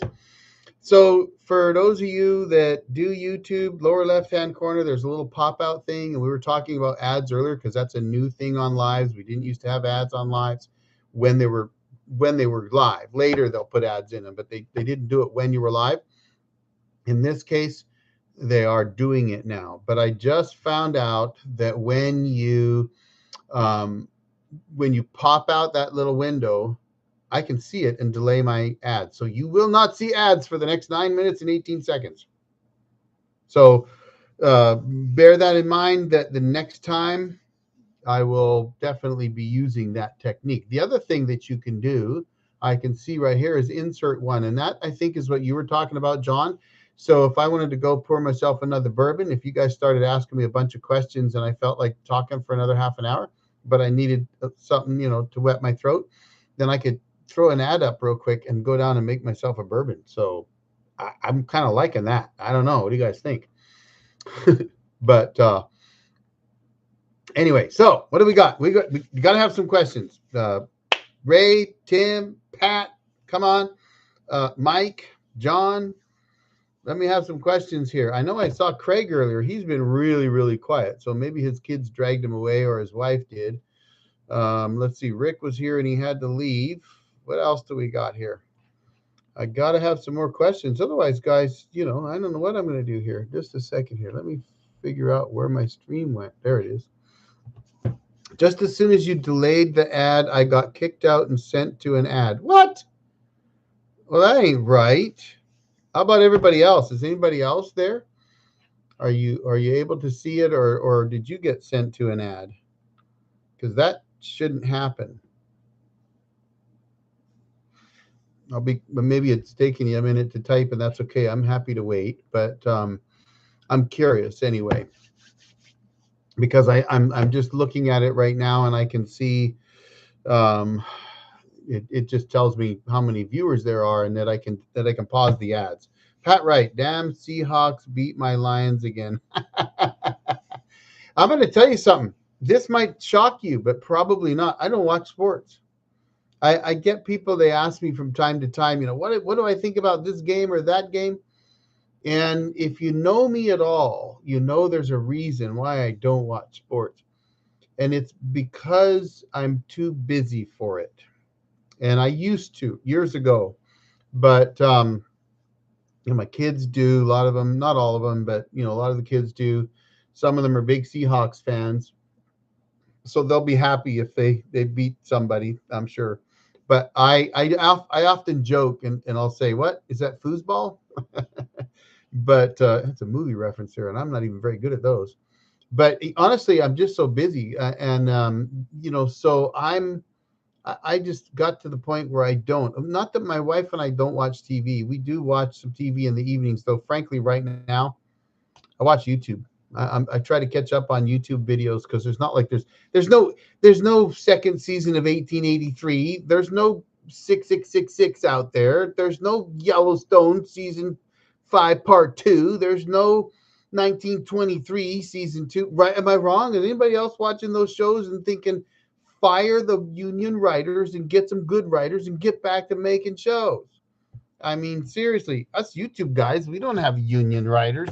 We don't even have writers. We don't even have camera operators. Right? Thumbs up. I mean, come on, seriously. Did you know? I don't know if you guys heard this. This is not what this channel is all about, but they get like $1,080 a day as writers, even if they don't write. I'm thinking, I'm in the wrong business. $1,000 a day if I don't write or do write, or if my writing sucks. Apparently, I took the wrong career path, and then you can strike over it. Anyway, I need to stop talking about that. Hey, what's going on, Busted Blade? Wow, it's been a while. Nice to see you. You're coming in late tonight, but we're still here, so glad to have you.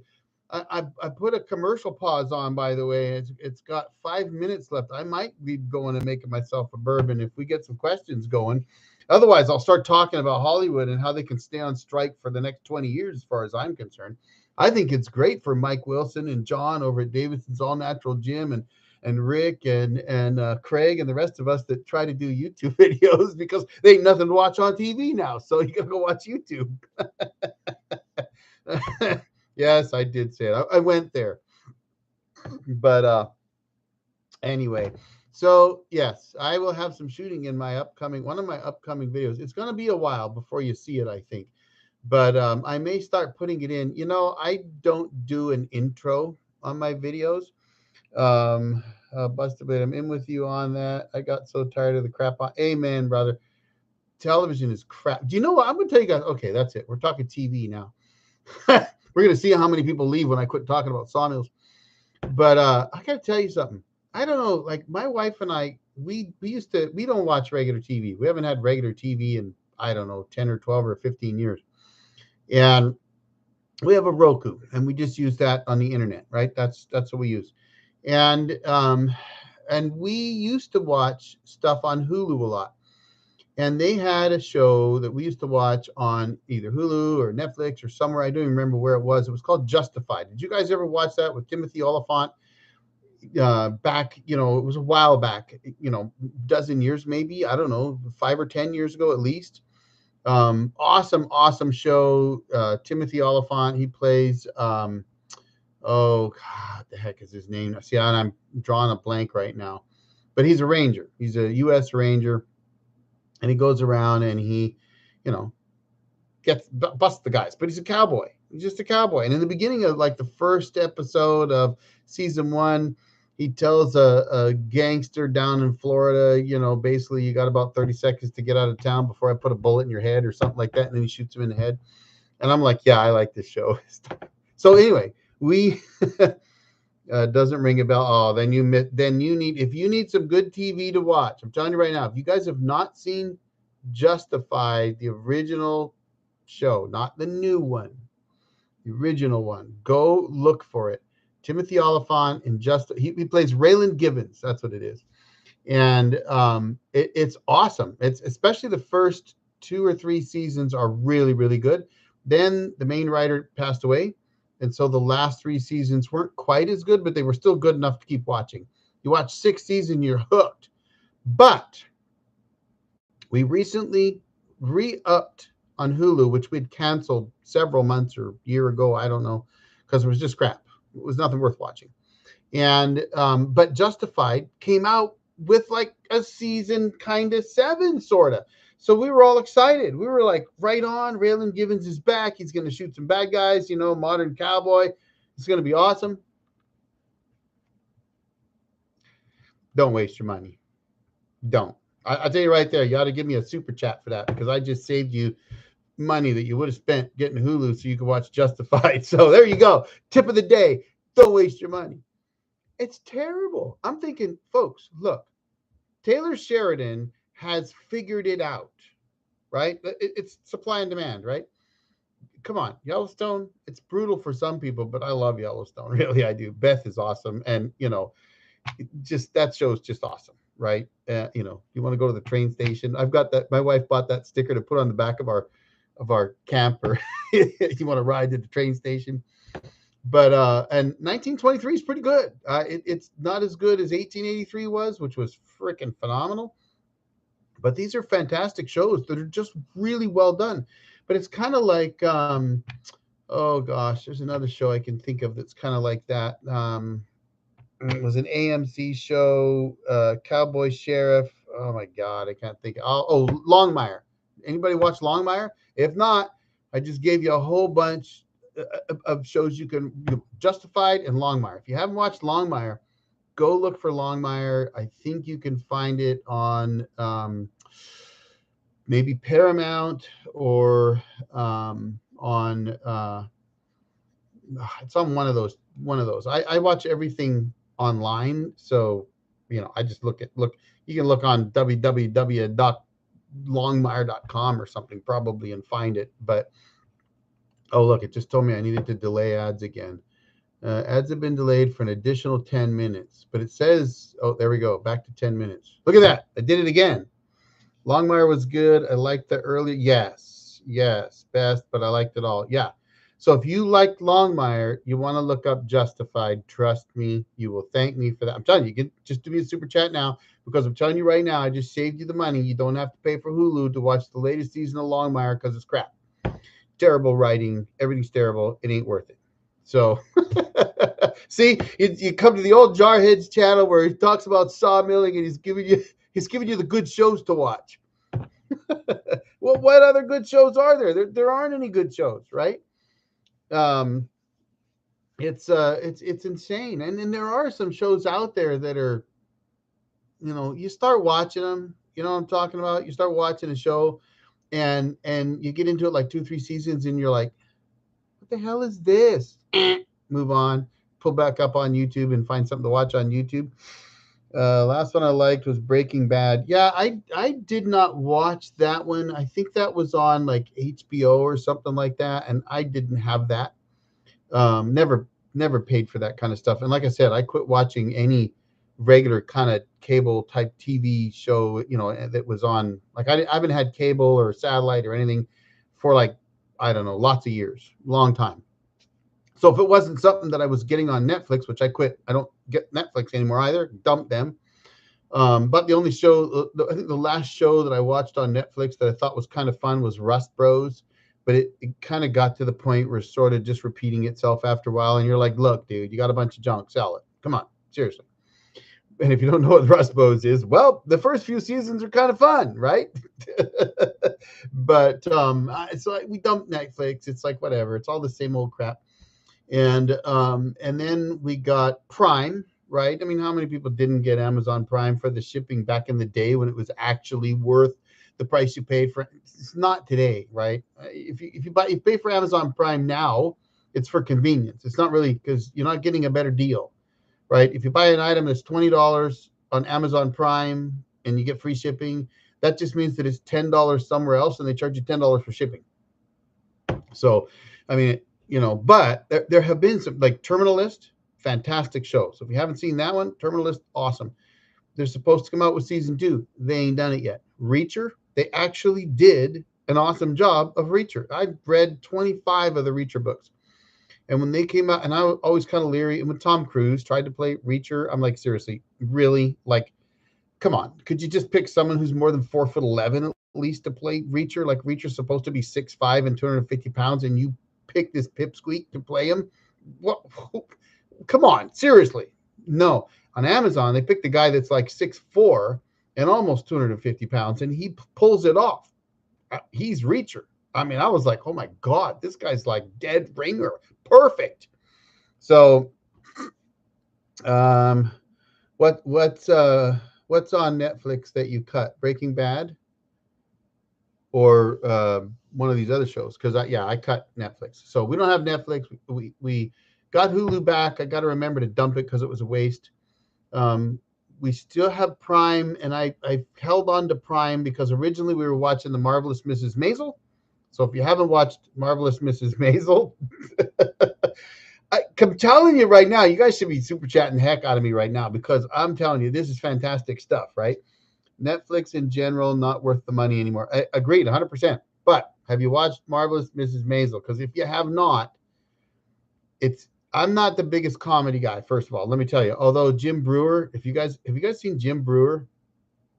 I'm telling you, if you're on YouTube and you want to laugh, I'm telling you right now, seriously, super stickers should be flying. I'm telling you why. Look up Jim Brewer on YouTube. You will. I'm talking belly laughs here. Seriously, like don't have any bourbon in your mouth when you start watching him.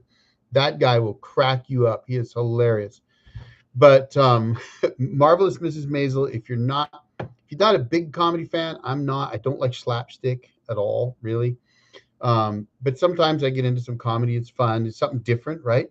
Watch Marvelous Mrs. Maisel, the first 3 seasons on Amazon. The last 2, they're okay.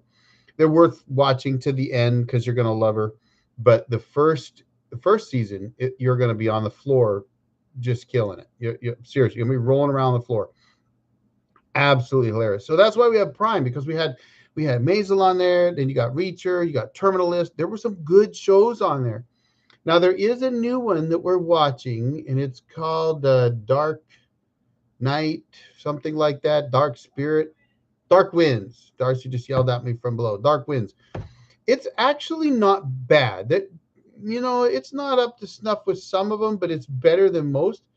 And it ain't woke. So just so you know, it ain't all woke. Benny Hill. Oh, here's the funny thing. My sister loved Benny Hill, and I used to watch him with her, and he did crack us up. He's a pervert, let's be honest, right? Benny Hill is just a pervert. But, when you're a kid, he cracks you up. But, and Life of Brian, those guys, all those guys were kind of really funny. But Maisel, that's like a whole new level of funny. And Jim Brewer, holy smokes, that guy will crack you up. But has anybody watched it? I mean, come on, we're running so late now, it doesn't matter, right? Anybody who hasn't watched Marvelous Mrs. Maisel, Reacher, Terminal List, if you haven't watched those, I'm telling you right now, it's time to watch them. Paramount we got for SEAL Team. So that's another fantastic one. 6 seasons, I think. And the blonde guy from SEAL Team, he went and he did a new show. We call it Woke Fire. It's a train wreck, but he should have stayed on SEAL Team. SEAL Team, fantastic. Actually, best military show I've ever seen. So coming from the old Jarhead, I'll tell you right now, I think SEAL Team is the number one absolute best military show put out. Really addresses some of the challenges combat vets face. So I'll just leave it at that. If you haven't seen it, go watch that one. All right, what else we got, folks? It's time for me to go fill up a bourbon. We got 2 minutes and 54 seconds before this thing tells me it wants to do another commercial, and I'm holding them off. So hopefully you're not seeing them.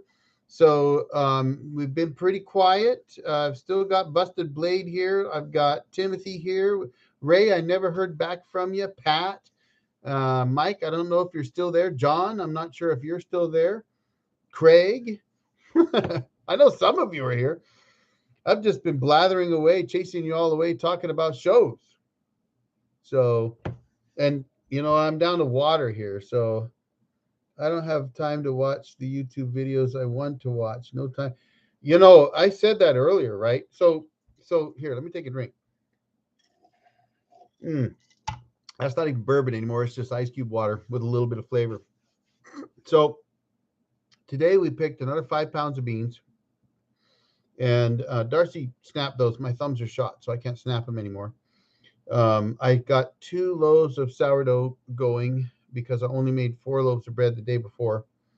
And I got, we canned 5 quarts of chicken soup, basically, mostly chicken and carrots and broth and that kind of stuff. I think we did a little bit of rally work earlier on a rally we're going to run. And I can't even remember what else we've done today because that's just been one of those days. So there, go get your bourbon and I'll grab a Pendleton. All right. If that's what we'll do it. This thing is telling me a minute. Let's wait for the commercial. How about that? I'll tell you what. We're going to try that. I'm going to go get a bourbon. So you go get your Pendleton. I'm going to go get a bourbon. Everybody hang on. Give me a few seconds and go.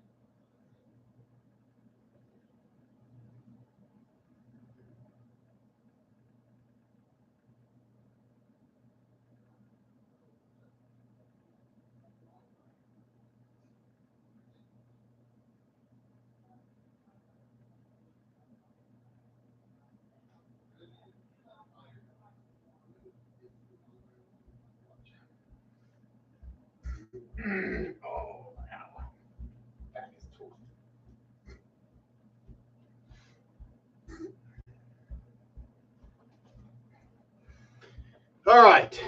Are we back? I still have 4 of you. I got a bourbon. I'm going to put that on pause again. All right. Hopefully you got your bourbon. Old Forester right here. This isn't the best of the Old Forester, but it's still the good stuff.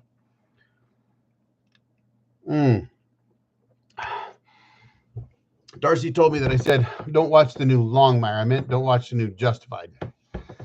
Not worth it. We're down to 2. We lost everybody. So looks like we're just about there for the day, but I'll wait till Busted Blade gets back. You're the one down in Georgia. I actually, you know what? I live really close to Pendleton. New Justified it is. No, you don't want to watch the new Justified. Trust me, that's a waste. North Texas. Oh, why did I think Georgia? I apologize. I should have known that. North Texas. Yeah, Pendleton. I live probably, well, depending on which way I go, not much more than an hour from Pendleton, an hour and a half tops. And I'm pretty sure that's where they make it too. But and they've got the Pendleton Stampede, but I'm pretty sure they make Pendleton there. I could be wrong. Maybe I've always assumed it. So where in North Texas? Are we talking like Lubbock or Dallas Fort Worth? Oh, so you know the area pretty well then. Okay. Fished all over Oregon, but what about Washington? Mm. Good old Forester. So North Texas, I'm waiting for an answer there. You told me that once before. Just west of Fort Worth. Okay, gotcha. Right on. I know about where that is.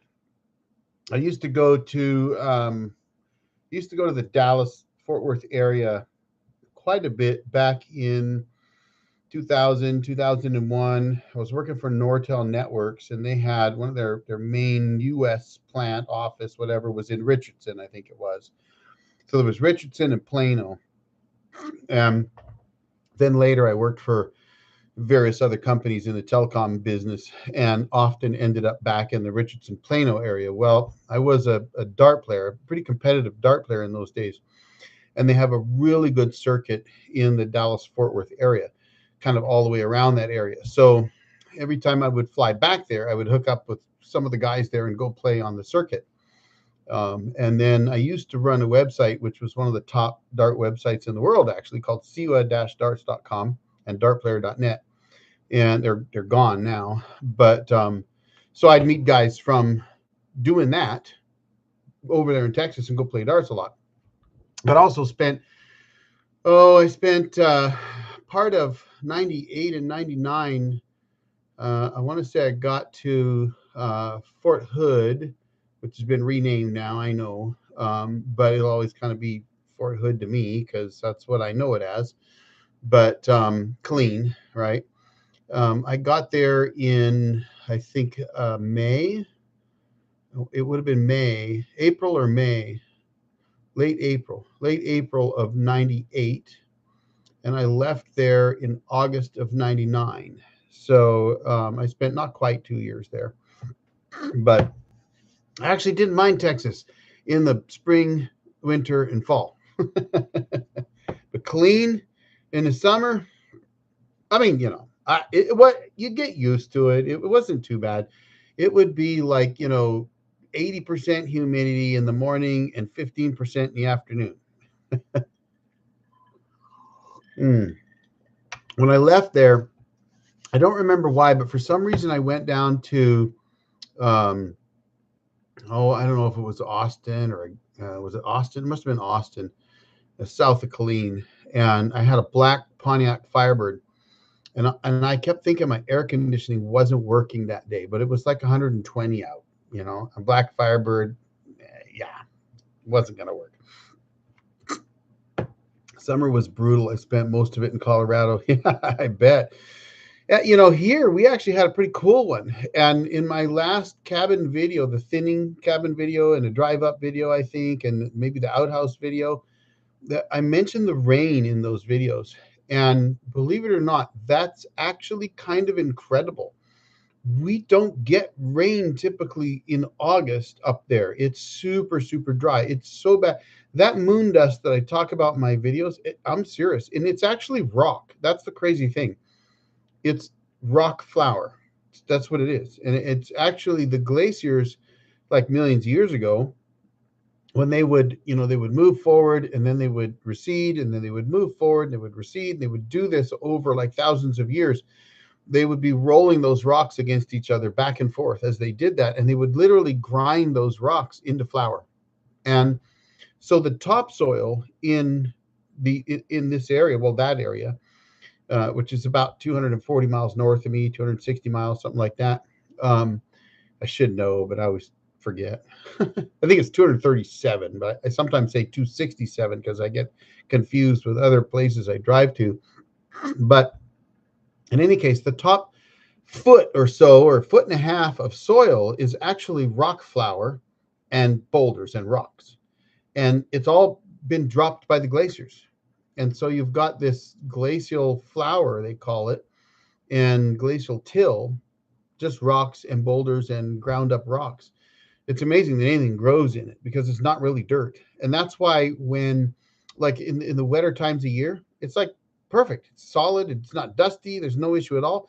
And then by mid-July, late July, August, my God, if you get up there and do any kind of road work, an N100 mask probably isn't good enough, you know. Bug dust in northern Nevada, where I grew up. I'm not sure if it was made the same way, but it was really difficult to drive through. Yeah, if you drove through it and it just went poof, like talcum powder, it's the same kind of stuff. Insane. You know, it's horrible. And so you know, at the end of the day of working in this stuff, you go blow your nose, and it's just like when I was in the Gulf. You know, I was in the desert in the Gulf when all the oil wells were burning during Desert Storm, and you know, you just blow your nose, and it's just black, right? That's what it's like up in the Okanagan in the summertime when it gets hot and dry like that. It's just gross, you know. And of course, I'm dumb. I you know, will forget to bring a mask or put one on. It's the only time I'm willing to wear a mask. And other than when I'm planing, if I'm doing some heavy planing with my router planer jig in my shop, I got an N100 I'll wear. It works really well. And the problem is if it's hot out and I'm trying to wear that, it's miserable, right? I tried to do it sawmilling in some videos last year. I just couldn't do it. And you don't breathe well enough in them. So even those, you know, so you're trying to walk back and forth, run your sawmill in one, is terrible. And I mean, yes, when I was in the Corps, I wore an M17 Pro mask. And when I was in the Gulf, I wore it a lot. And you get used to that and you're fit and in shape. Well, I'm a busted up old jarhead today. I ain't fitting in shape. So wearing a mask, walking back and forth ain't working for me. But yeah, sounds like you have the same stuff. And really anywhere, I think anywhere in North America, you could probably find it. Though we are a little bit famous for it out here. In fact, Eastern Washington, I know that a lot of rockhounds come out here because there are literally fields out here that are just strewn with boulders. Too many that you're not going to remove them. And they just love coming out because a lot of those boulders were dragged here from way up north, right? And so they can go wander around and find all kinds of cool stuff. Well, now I've been doing, I don't know if I showed you, I think I showed in one of my videos where I did like a coming soon. I think I did that in my video driving up to the cabin, but I've been doing some gold panning and some high banker work at the cabin because I've got all this glacial till and I've got placer material there. And so it is entirely possible that there's gold somewhere up there. And what I've been finding is I've been finding a lot of black sand, but I've been finding tons and tons of garnet and quartz that is like little balls, just ground up into little balls. So I haven't found any gold or anything yet, but it's been interesting, and it's kind of an interesting thing to see all of that material. You know, when I do pan out, you know, a pan of dirt that I've dug up from somewhere, and you find tons and tons of these garnets, but they're just teeny little guys, right? You can barely pick them up with your fingers. They're so small. It'd be nice if they're a little bigger, trust me. But anyway, well, where are we at here? We are coming up on 2 hours, folks, and I don't mind doing it, honestly, and I'm surprised I still have 3 of you, but it looks like it's just busted Blade and me chatting. So other than Mike saying he doesn't have time to watch the YouTube videos he wants to watch, well, hopefully, Mike, you're watching mine at least, right? Come on now. So, of course, you know, between you, me, John, you know, Rick, and several others, it's actually kind of one of those funny things about YouTube is that I watch videos today in part for entertainment, though I will tell you there's one guy I really like to watch. It's Destination Adventure. I don't know if you've watched him, but if you like to see Northwest stuff mostly, check his channel out. It's pretty amazing. And I've watched him since he was pretty small a couple years ago, and he really just started kind of getting serious and thinking of really doing it to where he is today. And he's probably getting close to 1 million subscribers now. He's doing really, really well. But got some catching up to do. Well, you better get with it, buddy. But I'm just giving you a hard time. But I'll watch something like that where I enjoy his show. Actually, he's really good at what he does. And but I also watch it from that YouTuber eye of saying, what can I do to improve what I do? And that is something. So if you watch my channel, I'll tell you this right now. I do this with every video I do. I'm always looking at, well, how can I do this better? What can I do both to make this more entertaining for you, but also really, frankly, more interesting maybe, or, more informative. So I watch a lot of videos for that reason as well. So I'll watch videos because I like some of the guys, right? Let's be honest. John Davis, one of the nicest guys you're ever going to talk to. Never met him, but I've talked to him a few times. Super nice guy. I don't even know if he's still on with us now. Mike and I've talked a few times. Super nice guy. Rick France, just awesome dude. So I find that a lot of these guys that are doing this, for whatever I don't even know what compels us to do it, frankly. I don't know, Mike, if you can answer that, but I don't know. I mean, I know why I got started. I got started for the grandkids, right? But let's see, Timothy, I try not to butt in because I was taught to respect my elders and not it. Oh, I expect you to butt in. Short how-to videos. I used yours to fill the blade tensioner. I'm not understanding that. I used yours to fill the blade tensioner. My video, I didn't do one on filling a blade tensioner, but that's a good idea. I've talked about it before a couple times, and I replaced my gauge, but I didn't film that because I was a dummy. But I've done a lot of alignment stuff. But that's it. No, maybe you wanted me to do. Maybe you want more short how-to videos. Um, but I do that. I try to. I'll tell you the truth. I used to try to keep all my videos to about 8 minutes, and then I started getting leaning to 12 or 16 minutes. And I actually did a poll where the vast majority of those that took the poll said 16 minutes or greater, or 20 minutes and greater. And I found in some ways it's easier to do a 25-minute video than it is an 8-minute video. But the truth is, it can take an hour of editing for 1 minute of video. It doesn't always, but that's a rule of thumb that a lot of guys use. And I find that can be very, very true. So if you wonder what it takes sometimes to put together a 25-minute video, well, there you go. It can be 25 hours of editing. Maybe not, but I'll edit from when I get going in the morning, say 5 o'clock in the morning these days, or shortly thereafter, and I'll edit for about 7 hours, 5 days a week, easily 5 days a week. So that's 35 hours a week minimum.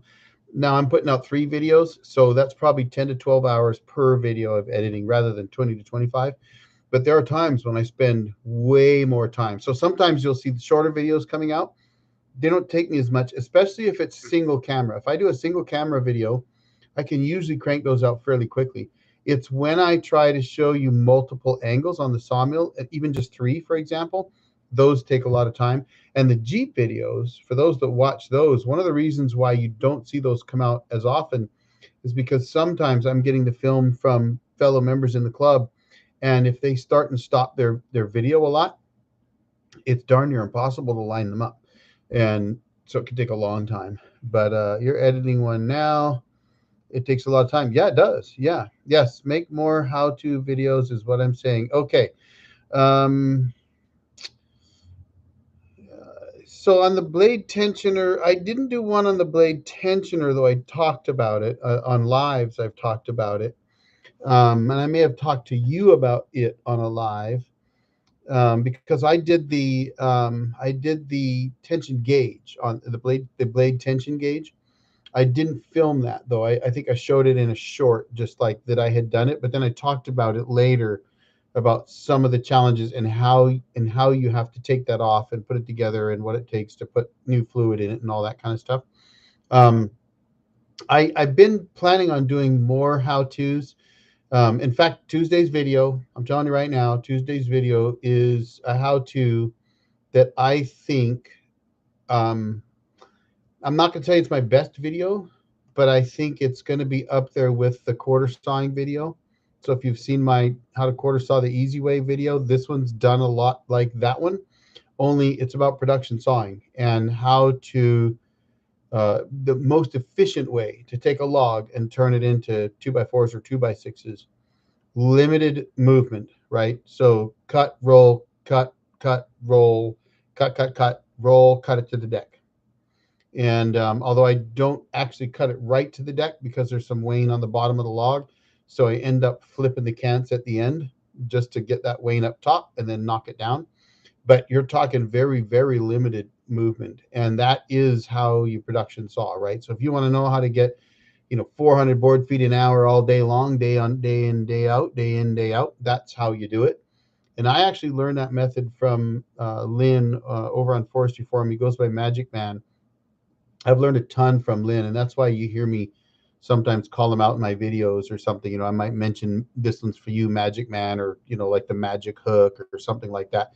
It's always because I've learned a ton from him. I'll ask questions and he always answers them. So I always try to give credit where credit's due. I didn't learn any of this totally on my own. Someone else helped me, right? So that's why I do my videos, to try to help you. So there you go. Pretty much my method. Good help is needed too. Yes. Oh, absolutely.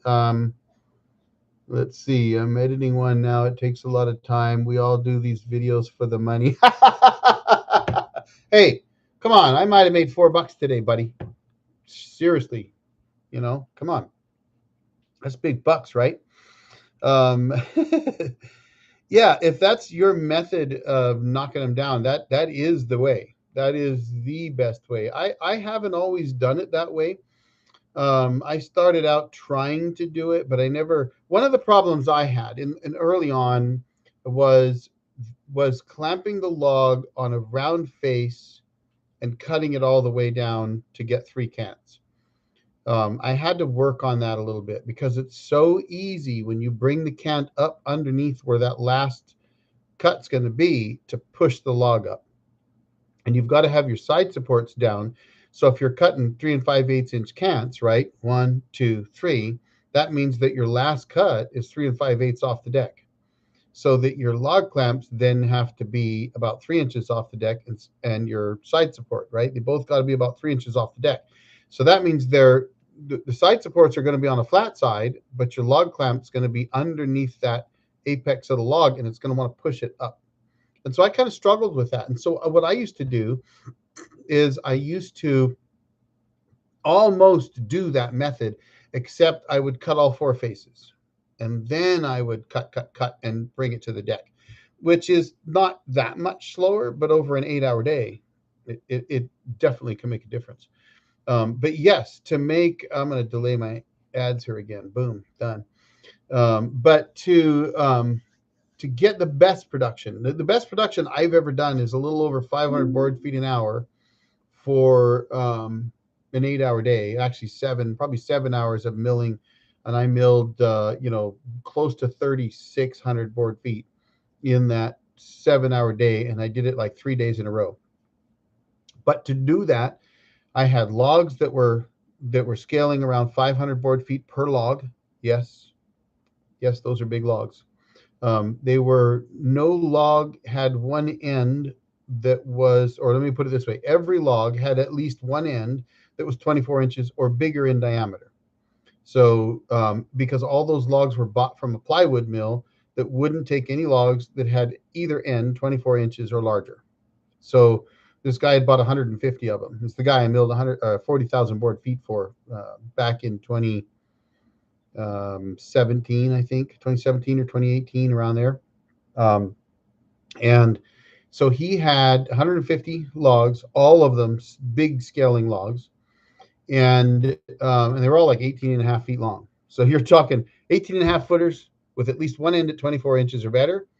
And then he had a front end loader, a big front end loader that he could grab a log off his log decks, which he had several of them, and bring it over and set it right on the forks.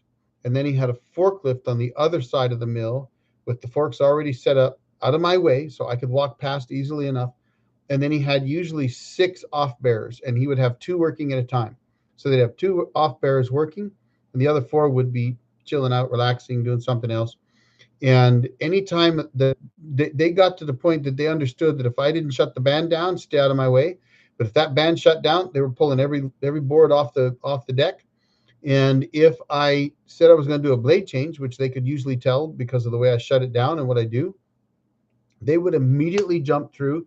They would bring the compressor hose out with a high pressure, sprayer nozzle. And as soon as I pulled the band off, they would clean out the head of the mill, so that by the time I went and got a new band and brought it back, the whole mill head was clean to sawdust. And all I had to do was kind of run, you spin the band wheel and run your gloved hand over the B57 belts just to make sure that all of the sawdust is knocked out and you ain't got any bumps or anything in them on the idle bearing side. And on the other side, you spin the B57 belt and then you put the band on, slap everything back together, boom, and away you go. So I mean, it was insane. It was awesome. I loved it, right? Because I was just milling all day. Every 2 hours, I took a break, and but when it was 2 hours of milling, it was flat out 1,000 board feet, done, take a break. 1,000 board feet, done, take a break. 1,000 board feet, done, take a break, all day long, and that was awesome. I mean, it was just fantastic. Now we didn't do over 500 board feet an hour every day. Some days we were in the 4 to 450 range, depending on the logs, right? Because if you've only got logs that are like 20 inches on one end and 24 on the other, they were all dry logs too. Some days the dry logs were really killing me. But when you've got the big logs that you're in that 30, 32 inch diameter, 18 and a half feet long, you're cranking out the lumber then. And of course, if you're doing beams, right? If you're doing beams, you're doing 4x or something like that, you're cranking the board foot out. 2x, doing a lot of 2x, you're cranking it out. Now, I was doing a lot of 1x stock, but it was 1x as wide as I could get. He wanted wide plank flooring. And if I could get 20 inches wide, then he wanted 20 inches wide. Squared up. So, not usually going to get 24 because I can't do 24 squared. You do like 23 and a half or something like that. But then when you get to the deck, you can't clamp them. I don't know if you've ever run into that problem, but when you're cutting them that wide and you're cutting 1x's and you're trying to cut them like, 22, 23, 24 inches wide, you can't clamp that last board because your log clamp is going to get in the way of the saw head. So that's fun. What I would actually do there in some cases, what you would do is you'd run all the way down to the log clamp and then stop the head, shut everything down, wedge up the cut, draw the head back, and either shift the whole board down a few inches so that you could mill or turn it around, one or the other. You had to find a way to get past that head because your log clamp's in the way. Your guide arm doesn't open enough to get past it. Ask me about that one. So anyway, all right, guys, look, we're at well over 2 hours. I think I'm going to call it good unless you got one last. I'll throw out one last one. What you got? I've maxed out the mill width on my LT40 wide and done exactly that. Yep. Awesome. I love having you here. We got to talk some more. It sounds like you've got some great experience out there. I mean, anybody that's done that, in my opinion, has bridged that gap and pushed into that extraordinary. You're now seriously sawing at that point, right? You get to that point where you're milling stuff like that down to the deck. You're learning some tricks because you've got to. You don't have any choice. You start milling on an LT40 standard, you start milling stuff that's almost 28 inches wide.